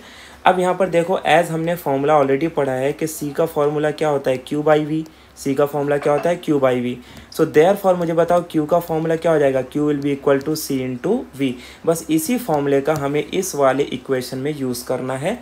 So therefore I can right, ये जो Q है यहाँ पर मैं क्या लिख सकता हूँ, C इंटू V, और Q1 की जगह पर क्या आ जाएगा, C1V, ये क्या हो जाएगा C2V, और प्लस क्या हो जाएगा C3V। क्योंकि देखो हमें पता है पोटेंशियल सबके लिए सेम है लेकिन कैपेसिटेंस सबका अलग अलग है। सो देयरफॉर इसे मैं CV ही लिखता हूँ और यहाँ से मैं V पोटेंशियल को कॉमन बाहर निकाल लेता हूँ। तो अंदर क्या बचेगा, C1 plus C2 plus C3। ठीक है, अब V से V देखो क्या हो गया, कैंसल। देयरफॉर ये जो C है इसे मैं क्या लिखता हूँ, C इज इक्वल टू लिख लेता हूँ CP, यानी कैपेसिटर कनेक्टेड इन पैरेलल, और ये हो जाएगा C1 plus C2 plus C3। तो इस तरीके से हमने 3 कैपेसिटर कनेक्टेड इन पैरेलल का फॉर्मूला डिराइव कर लिया, जहाँ पर हमें कुछ करना नहीं है, जितने भी कैपेसिटर हैं उनकी कैपेसिटेंस को ऐड कर देना है और हमें total capacitor connected in parallel मिल जाएगा। तो अब बात आती है कि मान लो अगर हमारे पास n नंबर ऑफ़ कैपेसिटर है तो कैसे कनेक्ट करेंगे। तो बहुत ही ज़्यादा सिंपल है। तो हम यहाँ पर लिखते हैं for if n number of capacitors, if n number of capacitors are connected in parallel. तो अगर n number of capacitor connected in parallel है तो फॉर्मूले में कुछ नहीं करना है, आपको लिखना है CP is equal to C1 plus C2 plus C3 plus dot dot dot dot dot कहाँ तक जाना है, CN तक जाना है। तो ये हमें फॉर्मूला मिल गया capacitor connected in parallel for n number of capacitors. अब लास्ट में वही बात आती है कि मान लो कि सब कैपेसिटर की वैल्यू सेम है, यानी कि if all capacitors are equal, if all capacitors are equal, then मैं यहाँ पर बोल सकता हूँ कि CP is equal to n times of C, यानी capacitor connected in parallel for n number of capacitor which are equal can be written as n into C। और यहाँ पर हमें फाइंड करना है capacitance of a parallel plate capacitor without a dielectric slab between the to plates. यानी जैसे कि आप देख पा रहे हो यहाँ पर हमारे पास एक कैपेसिटर का डायग्राम है और ये वाली जो हमारी प्लेट है, इस प्लेट को हमने पूरी तरीके से पॉजिटिवली चार्ज रखा है। जैसे कि हमें ऑलरेडी पता है कैपेसिटर में एक प्लेट पूरी तरीके से पॉजिटिव चार्ज होती है और एक प्लेट पूरी तरीके से क्या होती है, नेगेटिव चार्ज होती है। और यहाँ पर दो प्लेट के बीच का जो सेपरेशन डिस्टेंस है उसे हमने यहाँ पर स्मॉल d से डिनोट किया है। और in positive and negative charge होने की वजह से यहाँ पर क्या क्रिएट हो चुकी है, एक इलेक्ट्रिक फील्ड डेवलप हो चुकी है, राइट। मान लेते हैं कि ये वाली जो हमारी प्लेट 1 है, इस पर जो सरफेस चार्ज डेंसिटी है वो प्लस सिग्मा है, और इस पर जो सरफेस चार्ज डेंसिटी है वो क्या है, minus sigma. Surface charge density का फॉर्मूला आपको याद रखना है। सरफेस चार्ज डेंसिटी का फॉर्मूला होता है sigma is equal to Q by A, यानी इसका सिंपल से मतलब होता है चार्ज पर यूनिट एरिया, कि पर यूनिट एरिया में चार्ज का डिस्ट्रीब्यूशन कितना है, इसी को हम क्या कहते हैं, सरफेस चार्ज डेंसिटी, राइट। तो अब यहाँ पर देखो, हमें जो बात सबसे इम्पोर्टेंट समझनी वो ये है कि यहाँ पर जो हमने कैपेसिटर लिया हुआ है, ये कैपेसिटर में हमने बीच में कोई भी इंसुलेटिंग मटेरियल को नहीं रखा है, यानी हमने कोई डाइलेक्ट्रिक स्लैब को इंट्रोड्यूस नहीं किया है, राइट। तो जब हम डाइलेक्ट्रिक स्लैब को इंट्रोड्यूस नहीं करेंगे तो हमें पता करना है कि इसकी कैपेसिटेंस क्या होगी, और इसका फॉर्मूला जो हमें डिराइव करना है that is C is equal to A epsilon not by D, ठीक है। ये फॉर्मूला हमें फाइंड आउट करना है। इसी फॉर्मूले को हम कहते हैं capacitance of a parallel plate capacitor without a dielectric medium, या डाइलेक्ट्रिक स्लैब कह सकते हैं, राइट। तो यहाँ पर ए बेसिकली क्या हो गया, ए हो गया एरिया ऑफ द प्लेट, ठीक है, क्योंकि हमें पता है चाहे आप ये वाला प्लेट लो चाहे ये वाला प्लेट लो, दोनों का एरिया तो सेम रहने वाला है। एप्सिलॉन नॉट को हम क्या कहते हैं, परमिटिविटी ऑफ वैक्यूम या फ्री स्पेस, क्योंकि इनिशियली हम मान रहे हैं कि ये जो हमारी प्लेट्स है वो कहाँ पर रखी हुई है, वैक्यूम में रखी हुई हैं। और जो डी है, डी तो हमने देख लिया अभी भी, डी का मतलब क्या है, separation distance between the two plate. तो ओवरऑल आपको ये पूरा सेटअप समझ में आ रहा होगा कि इस सेटअप में है क्या। तो देखो हमारे पास यहाँ पर दो प्लेट है, plate 1 end plate 2। Plate 1 is positively charge, plate 2 is negatively charge, right. उसके बाद इस प्लेट 1 की जो सरफेस चार्ज डेंसिटी है वो प्लस सिग्मा है, और सेकंड प्लेट की जो सरफेस चार्ज डेंसिटी है वो माइनस सिग्मा है। याद रखना है सरफेस चार्ज डेंसिटी का फॉर्मूला होता है क्यू बाई ए, यानी कि चार्ज पर यूनिट एरिया। तो यहाँ पर पॉजिटिव एंड नेगेटिव चार्जेस होने की वजह से क्या होगा कि एक इलेक्ट्रिक फील्ड सेटअप हो जाएगी, और यही इलेक्ट्रिक फील्ड बेसिकली क्या है, एनर्जी का सोर्स है, जो कि किसी कैपेसिटर में एनर्जी स्टोर्ड होती है। तो जैसे कि हमने अपनी पिछले वीडियोस में भी डिस्कस किया था कि किसी भी कैपेसिटर में जो एनर्जी स्टोर्ड होती है वो इन the form of electric field होती है, राइट। अब यहाँ पर देखो, सिंस यहाँ पर इंट्रोडक्शन ऑफ डाइलेक्ट्रिक स्लैब नहीं है, तो बेसिकली इसके अंदर क्या होगा, यानी कि यहाँ पर बीच में सिंस कोई मीडियम एग्जिस्ट नहीं करता है तो क्या होगा, वैक्यूम होगा, राइट। वैक्यूम हो सकता है, या तो हम एयर भी मान सकते हैं, बिकॉज वैक्यूम एंड एयर में वैल्यू ऑलमोस्ट क्या होती है, सेम होती है। तो देखो इसे फाइंड आउट करने के लिए हमें करना क्या है, सबसे पहले हमें बताना है, अगर आप देखोगे तो यहाँ पर देखो बाहर की तरफ जो इलेक्ट्रिक फील्ड है वो हमने ज़ीरो लिखी है। इसका क्या मतलब होता है, इसका ये मतलब होता है कि आउटसाइड द पैरेलल प्लेट जो नेट इलेक्ट्रिक फील्ड है वो क्या है, ज़ीरो है। ये क्यों ज़ीरो है, चलिए उसे पहले समझते हैं हम। तो देखो जैसे कि मैंने बोला, ये वाली जो हमारी प्लेट 1 है, राइट, तो ये प्लेट पूरी तरीके से पॉजिटिवली चार्ज होती है, मतलब इसके इधर भी क्या चार्जेस होंगे, इसके इधर भी चार्जेस जो होंगे वो क्या होंगे, पॉजिटिव चार्ज होंगे, क्योंकि ये पूरी तरीके से पॉजिटिव चार्ज है। तो जब मैं सेकंड वाली जो प्लेट है, जो बेसिकली पहले तो न्यूट्रल होगी, तो जैसे मैं फर्स्ट चार्ज के पास में लेके आऊँगा तो इससे होगा क्या कि इसके जो चार्जेस है वो पोलराइज हो जाएंगे, नेगेटिव सारे इधर की तरफ हो गए और पॉजिटिव सारे क्या हो जाएंगे, इधर की तरफ हो जाएंगे, राइट। अब देखो ये पॉजिटिव चार्ज से जो इलेक्ट्रिक फील्ड निकलेगी वो इधर की तरफ निकलेगी, बाहर की तरफ, और इस वाले से भी जो इलेक्ट्रिक फील्ड निकलेगी वो भी कहाँ से निकलेगी, बाहर की तरफ निकलेगी। तो दोनों प्लेट में जो पॉजिटिव चार्ज की वजह से जो इलेक्ट्रिक फील्ड जा रही है वो बाहर की तरफ जा रही है, यानी दोनों एक दूसरे की फील्ड को क्या कर देंगे, कैंसल आउट कर देंगे। तो net electric field in the outer region क्या हो जाएगी, ज़ीरो हो जाएगी।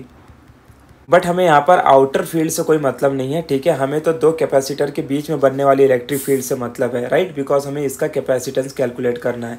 तो सबसे पहले हम डिस्कस कर लेते हैं that therefore in outer region the electric field due to charged plate is equal to zero, क्या हो जाएगी, is equal to zero. So therefore I can say that the net electric field outside is equal to, ये कैसे zero हो जाएगी, देखो पहले plate की वजह से जो इसका इलेक्ट्रिक फील्ड होगा वो कितना होगा, सिग्मा अपॉन 2 एप्सिलॉन नॉट, और दूसरे चार्ज की वजह से भी इसकी इलेक्ट्रिक फील्ड क्या होगी, सिग्मा अपॉन 2 एप्सिलॉन नॉट। तो sigma upon 2 epsilon not minus sigma upon 2 epsilon naught क्या हो जाएगा, ज़ीरो हो जाएगा इसकी वैल्यू। तो इसीलिए outside the charge plate the net electric field is zero. अच्छा, सिग्मा अपॉन एप्सिलॉन की वैल्यू आपको पता है, ये किसकी है, electric field due to a plane sheet. तो अगर हमें कोई प्लेन कंडक्टर मिलता है तो उसकी वजह से जो उसकी इलेक्ट्रिक फील्ड होगी वो कितनी होती है, सिग्मा अपॉन 2 एप्सिलॉन नॉट। तो हमने ये बता दिया कि बाहर के रीजन पर नेट इलेक्ट्रिक फील्ड 0 होगी, बट हमें मतलब किससे है, हमें तो मतलब है कि अंदर क्या इलेक्ट्रिक फील्ड होगी। So and electric field in the inner region, electric field in the inner region due to two charged plate. ठीक है, ये दो चार्ज प्लेट की वजह से इनर रीजन पर क्या होगा, देखो जो नेट इलेक्ट्रिक फील्ड होगी, therefore electric field in the inner region due to two charge plate is E is equal to, यहाँ पर सिर्फ क्या करना है, अपने को प्लस करना है, तो ये हो जाएगा E is equal to, we can write sigma upon 2 epsilon not plus sigma upon 2 epsilon not. यानी पॉजिटिव चार्ज की वजह से जो इलेक्ट्रिक फील्ड है वो क्या है, सिग्मा अपॉन 2 एप्सिलॉन नॉट, और नेगेटिव चार्ज की वजह से जो इलेक्ट्रिक फील्ड है वो क्या है, सिग्मा अपॉन 2 एप्सिलॉन नॉट। तो इसकी जो टोटल इलेक्ट्रिक फील्ड होगी वो कितनी हो जाएगी, therefore I can write E is equal to 2 sigma upon 2 epsilon not. तो 2 से 2 क्या हो गया, cancel. Therefore we can say that electric field due to two charge plate is sigma upon epsilon naught। तो यहाँ पर हमें क्या मिल गया, इलेक्ट्रिक फील्ड मिल गई due to two charge plate. Electric field मिलने के बाद अब हमें क्या फाइंड करना है, and now we have to use the relation. एक रिलेशन देखो हमें पता है, क्या रिलेशन है, एज वी नो दैट कि V इज इक्वल टू होता है ED। इसे हम कहते हैं relation between potential difference and electric field. ठीक है, इसी फॉर्मूले का हम आगे यूज़ करेंगे। सो therefore I can write V is equal to E। E की वैल्यू क्या है, सिग्मा अपॉन एप्सिलॉन नॉट, और इनटू क्या हो जाएगा, D। तो मैंने जस्ट क्या किया, इस इक्वेशन में E की वैल्यू रख दिया। तो याद रखना E का मतलब यहाँ पर क्या है, electric field, V is the potential difference, और D क्या है, सेपरेशन डिस्टेंस। इसे कहते क्या है, इसका मतलब होता है relation between potential difference and electric field. अब देखो आगे हमें क्या करना है, एज यहाँ पर हम क्या करेंगे, सिंस हमें फाइंड क्या करना है, हमें तो कैपेसिटेंस निकालना है। तो सिंस कैपेसिटेंस का फॉर्मूला क्या होता है, C is equal to Q by V होता है, राइट। तो ये तो हम बड़े आसानी से इसको लिख सकते हैं, Q अपॉन V की वैल्यू क्या है, V की वैल्यू है sigma D upon epsilon not. और आपको पता है यहाँ पर जो एप्सिलॉन नॉट है ये फोर्थ टर्म है, तो ये ऊपर आ जाएगा। देयरफॉर मैं इसे लिख सकता हूँ C is equal to Q epsilon not upon sigma into D। Now अब यहाँ पर एक इंपॉर्टेंट बात याद रखनी है आपको कि एज सिग्मा की वैल्यू क्या होती है, sigma is equal to Q by A होता है। सिग्मा का वैल्यू ऑलरेडी मैंने शुरू में आपको बताया था, सिग्मा का मतलब क्या होता है, चार्ज पर यूनिट एरिया। तो चार्ज पर यूनिट एरिया यानी सिग्मा की वैल्यू को अब हम इस इक्वेशन में पुटअप कर देते हैं। So therefore I can write C is equal to, ये हो जाएगा Q epsilon not upon sigma की जगह पर क्या आ जाएगा, Q बाई A, और ये इंटू क्या हो जाएगा, D। यहाँ से देखो Q से Q क्या हो गया, कैंसल। तो देयरफॉर क्या बचा है, इसको मैं लिख सकता हूँ epsilon not D upon A। अब ये A कौन सा टर्म है, ये फोर्थ टर्म है, तो ऊपर आके मल्टीप्लाई हो जाएगा। So therefore finally I can write capacitance of a capacitor without dielectric medium is given by formula C is equal to A epsilon not by D। तो इस तरीके से हमने capacitance of a parallel plate capacitor का formula derive कर लिया। यानी इससे पहले हमने वीडियो में देखा था capacitance of a parallel plate capacitor without dielectric. तो यहाँ पर हमें क्या देखना है, विथ डाइलेक्ट्रिक। जैसे कि हम देख पा रहे हैं यहाँ पर हमारे पास एक पैरेलल प्लेट का कॉम्बिनेशन है, बेसिकली ये एक कैपेसिटर है, और इस कैपेसिटर के बीच में हमने क्या किया है, एक डाइलेक्ट्रिक मीडियम को इंट्रोड्यूस कर दिया है, राइट। तो अब हमें यहाँ पर बताना है कि अगर हम किसी डाइलेक्ट्रिक मीडियम को इंट्रोड्यूस कर देंगे तो फिर कैपेसिटेंस की वैल्यू क्या होगी। तो जो हमें कैपेसिटेंस की वैल्यू कैलकुलेट करना है, पहले हम जान लेते हैं कि उसका इक्वेशन क्या है, फिर हम उसे डिराइव करते हैं। तो जो नया कैपेसिटेंस हमें फाइंड आउट करना है, that is C is equal to A epsilon not D minus T plus T by K। So this is the capacitance of a parallel plate capacitor with dielectric. तो जैसे कि हम देख पा रहे हैं यहाँ पर कि जो हमने डाइलेक्ट्रिक मीडियम को इंट्रोड्यूस किया है, तो इसे हम डाइलेक्ट्रिक स्लैब भी कहते हैं, राइट। तो ये जो हमारा डाइलेक्ट्रिक स्लैब हमने इन दो प्लेट के बीच में रखा है, इसकी वजह से जो नया कैपेसिटेंस मिलेगा हमें, उसकी वैल्यू क्या होगी, C is equal to A epsilon not D minus T plus T by K। यहाँ पर ए का मतलब है area of the plate, epsilon not तो आपको पता ही है, इसे हम क्या कहते हैं, परमिटिविटी ऑफ वैक्यूम। डी यहाँ पर क्या है, separation distance between the two plate, जो कि आप देख पा रहे हो। और स्मॉल टी का मतलब है थिकनेस, स्मॉल टी का मतलब है thickness of the dielectric slab. ये जो हमने स्लैब इंट्रोड्यूस किया इसकी थिकनेस को यहाँ पर हम टी से डिनोट कर रहे हैं। और के का मतलब यहाँ क्या है, डाइलेक्ट्रिक कांस्टेंट। तो आप जो भी मटेरियल लोगे, राइट, क्योंकि डिफरेंट इंसुलेटिंग मटेरियल आते हैं तो हर एक इंसुलेटिंग मटेरियल के लिए के की वैल्यू क्या होगी, अलग अलग होगी। तो इस फॉर्मूले को अभी हमें यहाँ पर क्या करना है, डिराइव करना है। तो चलो हम इसको डिराइव करते हैं। तो देखो इनिशियली हम ऐसा मान के चलेंगे कि फ़िलहाल यहाँ पर कोई डाइलेक्ट्रिक मीडियम को हमने इंट्रोड्यूस नहीं किया है, यानी हमारे पास सिंपल एक पैरेलल प्लेट का कॉम्बिनेशन है। तो मान लेते हैं ये हमारे पास प्लेट है और ये हमारे पास प्लेट है और ये दो पैरेलल प्लेट हो गई, ठीक है। कुछ टाइम के लिए हम मान लेते हैं कि यहाँ पर ये डाइलेक्ट्रिक मीडियम को हमने इंट्रोड्यूस नहीं किया है। तो जब हम डाइलेक्ट्रिक मीडियम को इंट्रोड्यूस नहीं करेंगे तो डेफिनेट सी बात है कि मेरी ये वाली जो प्लेट होगी ये पूरी तरीके से पॉजिटिवली चार्ज है और ये वाली प्लेट क्या होगी, पूरी तरीके से नेगेटिवली चार्ज है। और इसी पॉजिटिव और नेगेटिव चार्ज की वजह से क्या डेवलप हो जाएगा, इलेक्ट्रिक फील्ड डेवलप हो जाएगी, जिसे हम क्या बोल रहे हैं, ई नॉट। तो ई नॉट का यहाँ पर मतलब है electric field due to two parallel plate capacitor without the introduction of dielectric slab. जैसे कि आप यहाँ पर देख पा रहे हो, हमने यहाँ पर बोला है let see not be the capacitance and E not be the electric field before the introduction of dielectric slab. तो जब हमने इस डाइलेक्ट्रिक स्लैब को इंट्रोड्यूस नहीं किया था, उसके पहले ये जो हमारे पास दो पैरेलल प्लेट थी इनकी जो कैपेसिटेंस थी वो कितनी थी, तो हमने मान लिया इसका कैपेसिटेंस है सी नॉट और इसका वैल्यू हमें पता है that is a epsilon not by D. क्योंकि बेसिकली ये इक्वेशन हमने अपने पिछले वाले वीडियो में निकाला था, राइट, कि जब किसी डाइलेक्ट्रिक मीडियम को इंट्रोड्यूस नहीं करेंगे तो उसकी कैपेसिटेंस की वैल्यू क्या थी, C naught is equal to A epsilon not by D. Okay, इसके बाद इसका पोटेंशियल क्या होगा, राइट, हमें पता है कि दो प्लेट के बीच में कुछ ना कुछ पोटेंशियल डिफरेंस होगा। तो यहाँ पर हम सिंस इसको सी नॉट से डिनोट कर रहे हैं तो उसी तरीके से हम पोटेंशियल को क्या डिनोट कर लेंगे, वी नॉट से। And I can write and potential V not is equal to E not into D, right. जबकि जनरल फॉर्मूला पोटेंशियल का क्या होता है, v is equal to E D. इसे हम कहते हैं relation between potential difference and electric field. But since हमने यहाँ पर इलेक्ट्रिक फील्ड को ई नॉट से डिनोट किया है तो हम पोटेंशियल को भी वी नॉट से डिनोट कर लेते हैं। सो देयरफॉर यहाँ पर ई नॉट की जगह पर क्या आ जाएगा, sigma upon epsilon not, right. तो ये इंटू क्या लिख देंगे, डी। तो इस तरीके से ये हमें क्या मिल गया, पोटेंशियल डिफरेंस मिल गया। तो हमने दो चीज़ें निकाल ली कि जब हमने इस डाइलेक्ट्रिक स्लैब को इंट्रोड्यूस नहीं किया था तब कैपेसिटेंस की वैल्यू इतनी थी और पोटेंशियल इतना था, राइट। अब आपको एक बात याद रखना है कि सिग्मा जो है हमारा, सिग्मा को हम कभी भी क्या लिख सकते हैं, क्यू बाई ए, क्योंकि सिग्मा का मतलब क्या होता है, चार्ज पर यूनिट एरिया, ठीक है। तो आगे जब हम डेरिवेशन को सॉल्व करेंगे तो जहाँ पर हमें सिग्मा की वैल्यू को पुटअप करना होगा तो हम वहाँ पर सिग्मा की value Q by A put up कर सकते हैं। तो यहाँ तक की जो हमने कहानी देखी है वो इस तरह देखी है कि यहाँ पर फिलहाल हमारे पास दो पैरेलल प्लेट कैपेसिटर थे, जैसे आप ये एक प्लेट देख पा रहे हो, ये एक प्लेट देख पा रहे हो। फिलहाल हमने यहाँ पर कोई डाइलेक्ट्रिक मीडियम को इंट्रोड्यूस नहीं किया था।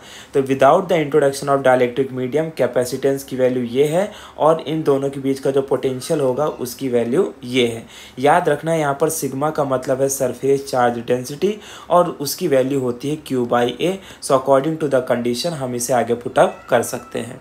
तो चलिए अब हम आगे देखते हैं और हम यहाँ पर क्या करने वाले हैं कि अब हम एक डाइलेक्ट्रिक स्लैब को इंट्रोड्यूस करेंगे। तो यहाँ पर हमने लिखा है let a dielectric slab of thickness T be introduced between the two plate. तो जैसे कि आप यहाँ पर देख पा रहे हो हमने यहाँ पर क्या किया, एक डाइलेक्ट्रिक स्लैब को ये दो प्लेट के बीच में इंट्रोड्यूस कर दिया है।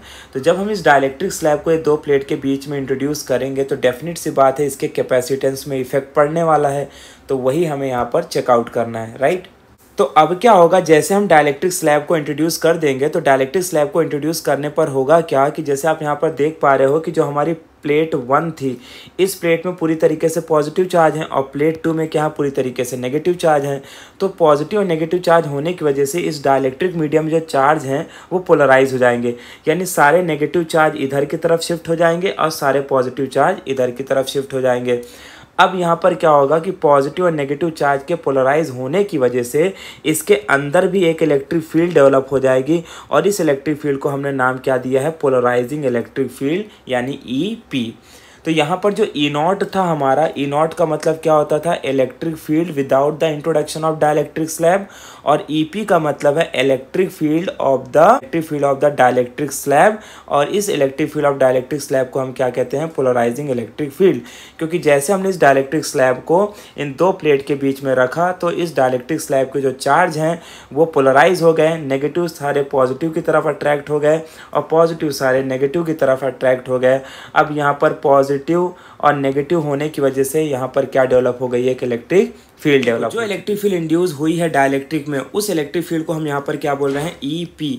ईपी का मतलब यहाँ पर पोलराइजिंग इलेक्ट्रिक फील्ड और इसकी वैल्यू हो जाएगी sigma P by epsilon naught. ठीक है, ये उसी तरीके से जैसे यहाँ पर हमने इलेक्ट्रिक फील्ड निकाला था किसके लिए, टू पैरेलल प्लेट के लिए, जहाँ पर हमने कोई डाइलेक्ट्रिक मीडियम को इंट्रोड्यूस नहीं किया था और उसकी वैल्यू क्या थी, सिग्मा अपॉन एप्सिलॉन नॉट। तो ठीक उसी तरीके से यहाँ पर भी हमने लिख दिया है कि जो ईपी की वैल्यू है it is equal to sigma P upon epsilon not.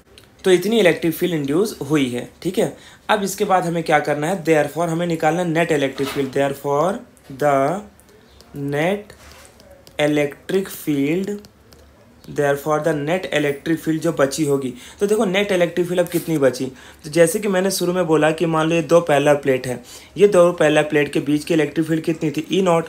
और ये जो हमने डाइलेक्ट्रिक मीडियम को इंट्रोड्यूस किया है, इस डाइलेक्ट्रिक मीडियम की इलेक्ट्रिक फील्ड क्या है, ईपी।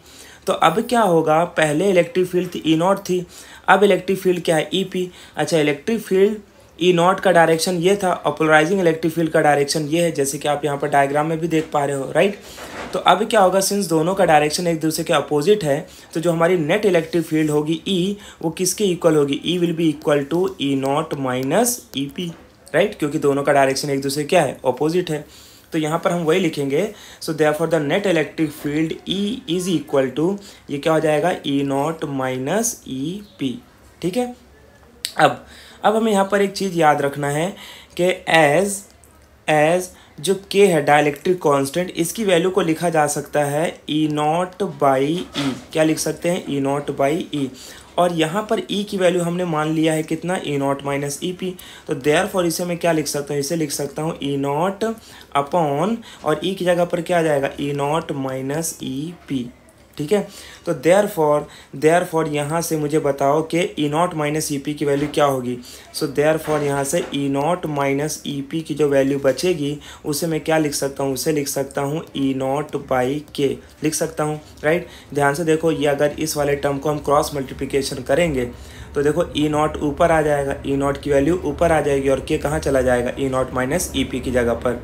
सो देयरफॉर अब हमें पता है ई नॉट माइनस ई पी की वैल्यू हमने क्या लिखा था, ई लिखा था, तो ई की वैल्यू क्या हो जाएगी, ई नॉट बाई के। तो ये हमें क्या मिल गई, ये जो हमें इलेक्ट्रिक फील्ड मिली है इसे हम क्या बोलेंगे, नेट इलेक्ट्रिक फील्ड, राइट। ये टोटल इलेक्ट्रिक फील्ड है जो बची हुई है, क्योंकि पहले इलेक्ट्रिक फील्ड कितनी थी, ई नॉट। डाइलेक्ट्रिक मीडियम की इलेक्ट्रिक फील्ड कितनी है, ई पी। सिंस दोनों का डायरेक्शन एक दूसरे के अपोजिट है तो दोनों एक दूसरे के इलेक्ट्रिक फील्ड को क्या करेंगे, कम करेंगे, जिसकी वजह से जो टोटल इलेक्ट्रिक फील्ड अब बचेगी वो क्या हो जाएगी, E is equal to E not upon K. तो हमने यहाँ पर इलेक्ट्रिक फील्ड निकाल लिया, राइट।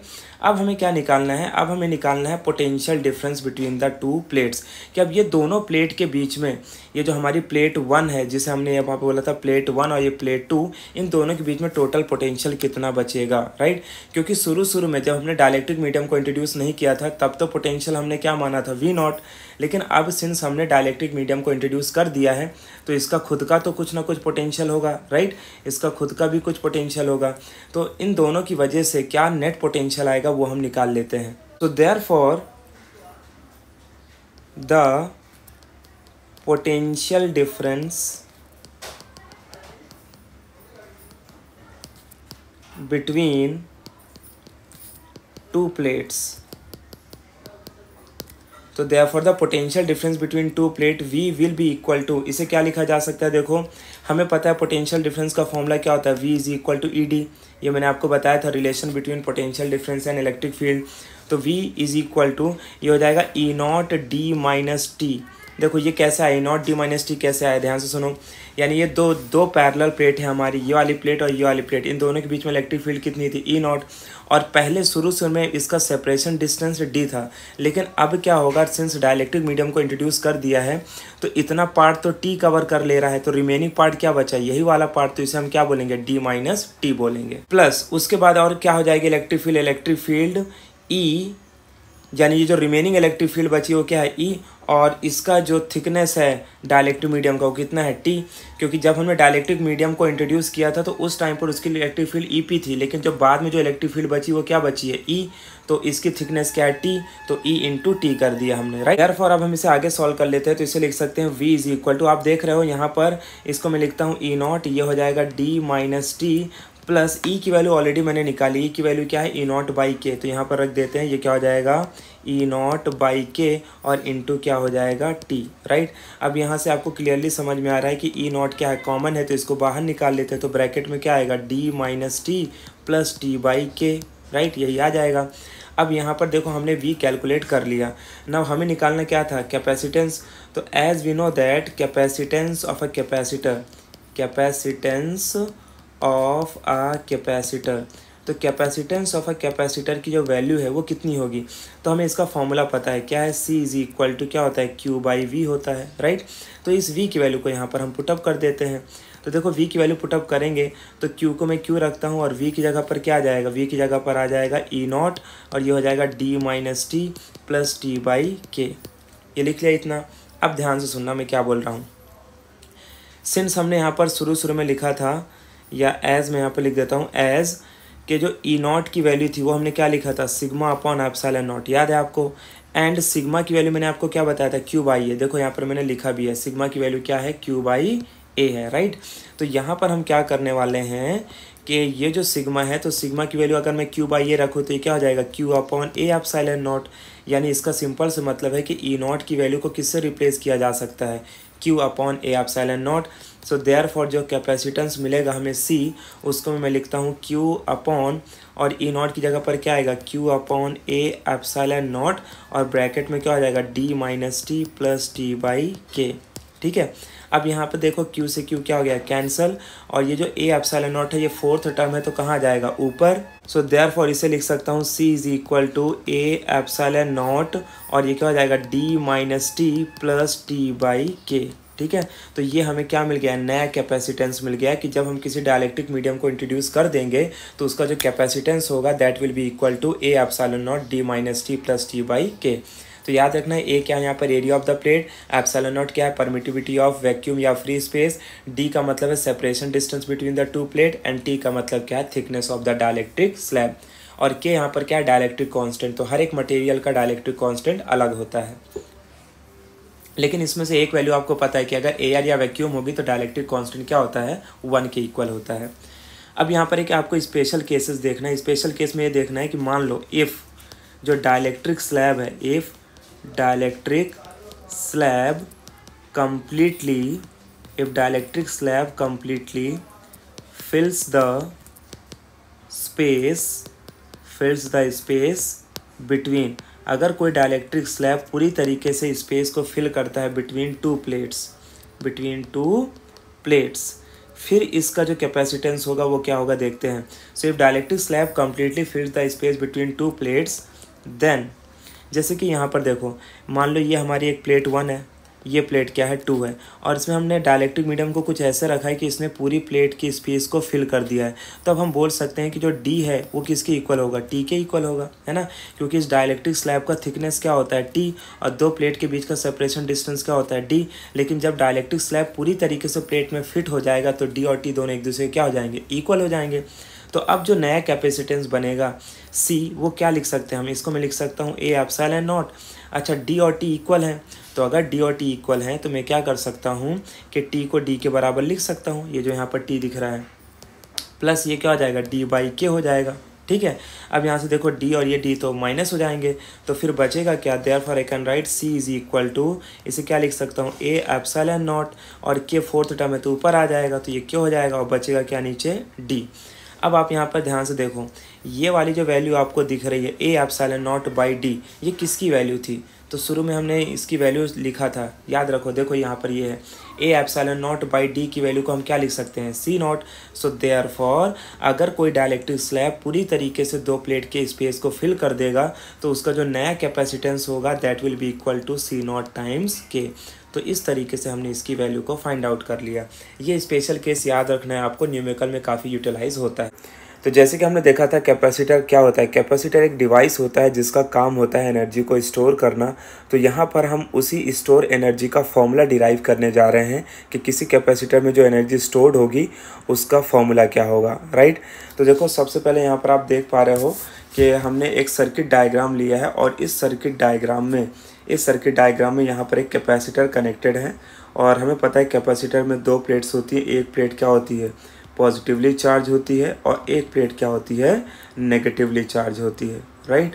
यानी कि इसमें टोटल प्लस क्यू चार्ज होंगे और इसमें टोटल माइनस क्यू चार्ज होंगे। प्लस माइनस चार्ज होने की वजह से यहाँ पर एक इलेक्ट्रिक फील्ड डेवलप हो जाएगी और एनर्जी हमारी जो है वो इसी इलेक्ट्रिक फील्ड के फॉर्म में यहाँ पर स्टोर हो जाएगी।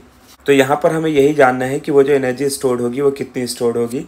तो सबसे पहले हमने यहाँ पर देखो क्या लिखा है, consider a capacitor of capacitance C charge by DC source V. तो देखो कैपेसिटर को चार्ज करने का तरीका एकदम सिंपल होता है। कैपेसिटर जैसे यहाँ पर आप देख पा रहे हो, हमें इस कैपेसिटर को क्या करना है, एक डीसी सोर्स से कनेक्ट कर देना है। तो जैसे हम डीसी सोर्स से कनेक्ट कर देंगे, यानी यहाँ पर हमने एक बैटरी लगाई हुई है जिसका पोटेंशियल क्या है V, और इसको हमें यहाँ पर ऐसे कनेक्ट कर देना है। कनेक्ट करने के बाद हम क्या करेंगे, जैसे अपने सर्किट को ऑन करेंगे तो कैपेसिटर धीरे धीरे चार्ज होता जाएगा और यहाँ पर चार्जेस क्या होते जाएंगे, एक्यूमुलेट होते जाएंगे और हमारा कैपेसिटर चार्ज होने लगेगा।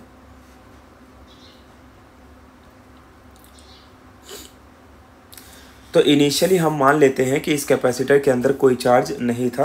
तो हमने यहाँ पर क्या बोला, during the process of charging let Q dash be the charge on the capacitor and V be the potential difference. तो इनिशियली हमने देखा कि इस कैपेसिटर के अंदर कोई चार्ज नहीं था। तो जब हम अपने बैटरी को ऑन करेंगे यानी सर्किट में करंट फ्लो होगा, तो मान लो कि सबसे पहले यहाँ पर जो चार्ज आया उसका नाम क्या है, क्यू डैश। तो क्यू डैश नाम का चार्ज आया और इसकी वजह से जो पोटेंशियल क्रिएट हुआ वो कितना है, वी मान का। सो देयरफॉर देखो जैसे यहाँ पर क्यू डैश चार्ज पहुँच जाएगा तो फिर इस चार्ज प्लेट की जो कैपेसिटेंस वैल्यू है वो कितनी हो जाएगी, इसको मैं लिख सकता हूँ C is equal to Q dash by V. ठीक है, तो ये हमें क्या मिल गया, कैपेसिटेंस मिल गया। कब, जब हमने एक क्यू डैश चार्ज को यहाँ पर ट्रांसफ़र किया। लेकिन आपको याद रखना है कि पहले चार्ज को ट्रांसफ़र करने के लिए हमें कोई वर्क नहीं करना पड़ेगा। अब हमें जो भी चार्ज को ट्रांसफ़र करना है उसके लिए क्या करना पड़ेगा, वर्क करना पड़ेगा। ठीक है, therefore the small work done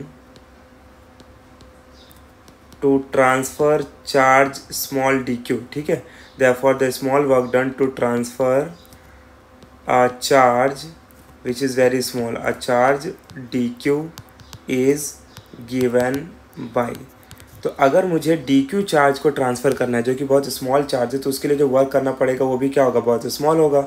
so therefore यहाँ से वर्क डन का फॉर्मूला में क्या लिख सकता हूँ, dw is equal to v into D Q. अब ये फॉर्मूला कहाँ से आया, देखो पोटेंशियल का जनरल फॉर्मूला में पता है v इज इक्वल टू क्या होता है, w बाई क्यू, यानी कि potential V is equal to work done per unit charge, जिससे हम W का फॉर्मूला क्या लिखते हैं, V इंटू क्यू। तो इसी फॉर्मूले को हमने यहाँ पर क्या किया है, यूटिलाइज़ किया है, क्योंकि पोटेंशियल डिफरेंस का फॉर्मूला क्या होता है, work done per unit charge.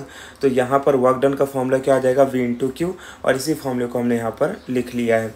तो वर्क डन यहाँ पर हमने क्या लिखा है, DW, बिकॉज चार्ज यहाँ पर क्या बहुत ही स्मॉल है। तो एक बात हमें समझ में आ गई कि एक छोटे से चार्ज को ट्रांसफ़र करने के लिए हमें इतना वर्क करना पड़ेगा।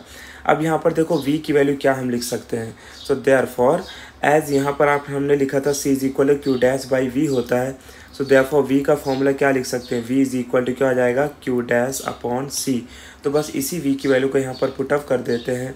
तो ये हो जाएगा DW is equal to Q dash by C into D Q. ठीक है, तो ये हमें टोटल वर्क डन मिल गया to transfer a small charge DQ in the presence of Q dash charge. अब हम क्या कर लेते हैं, therefore total work done calculate कर लेते हैं to transfer the charge Q। So therefore total work done to transfer the charge from 0 to Q।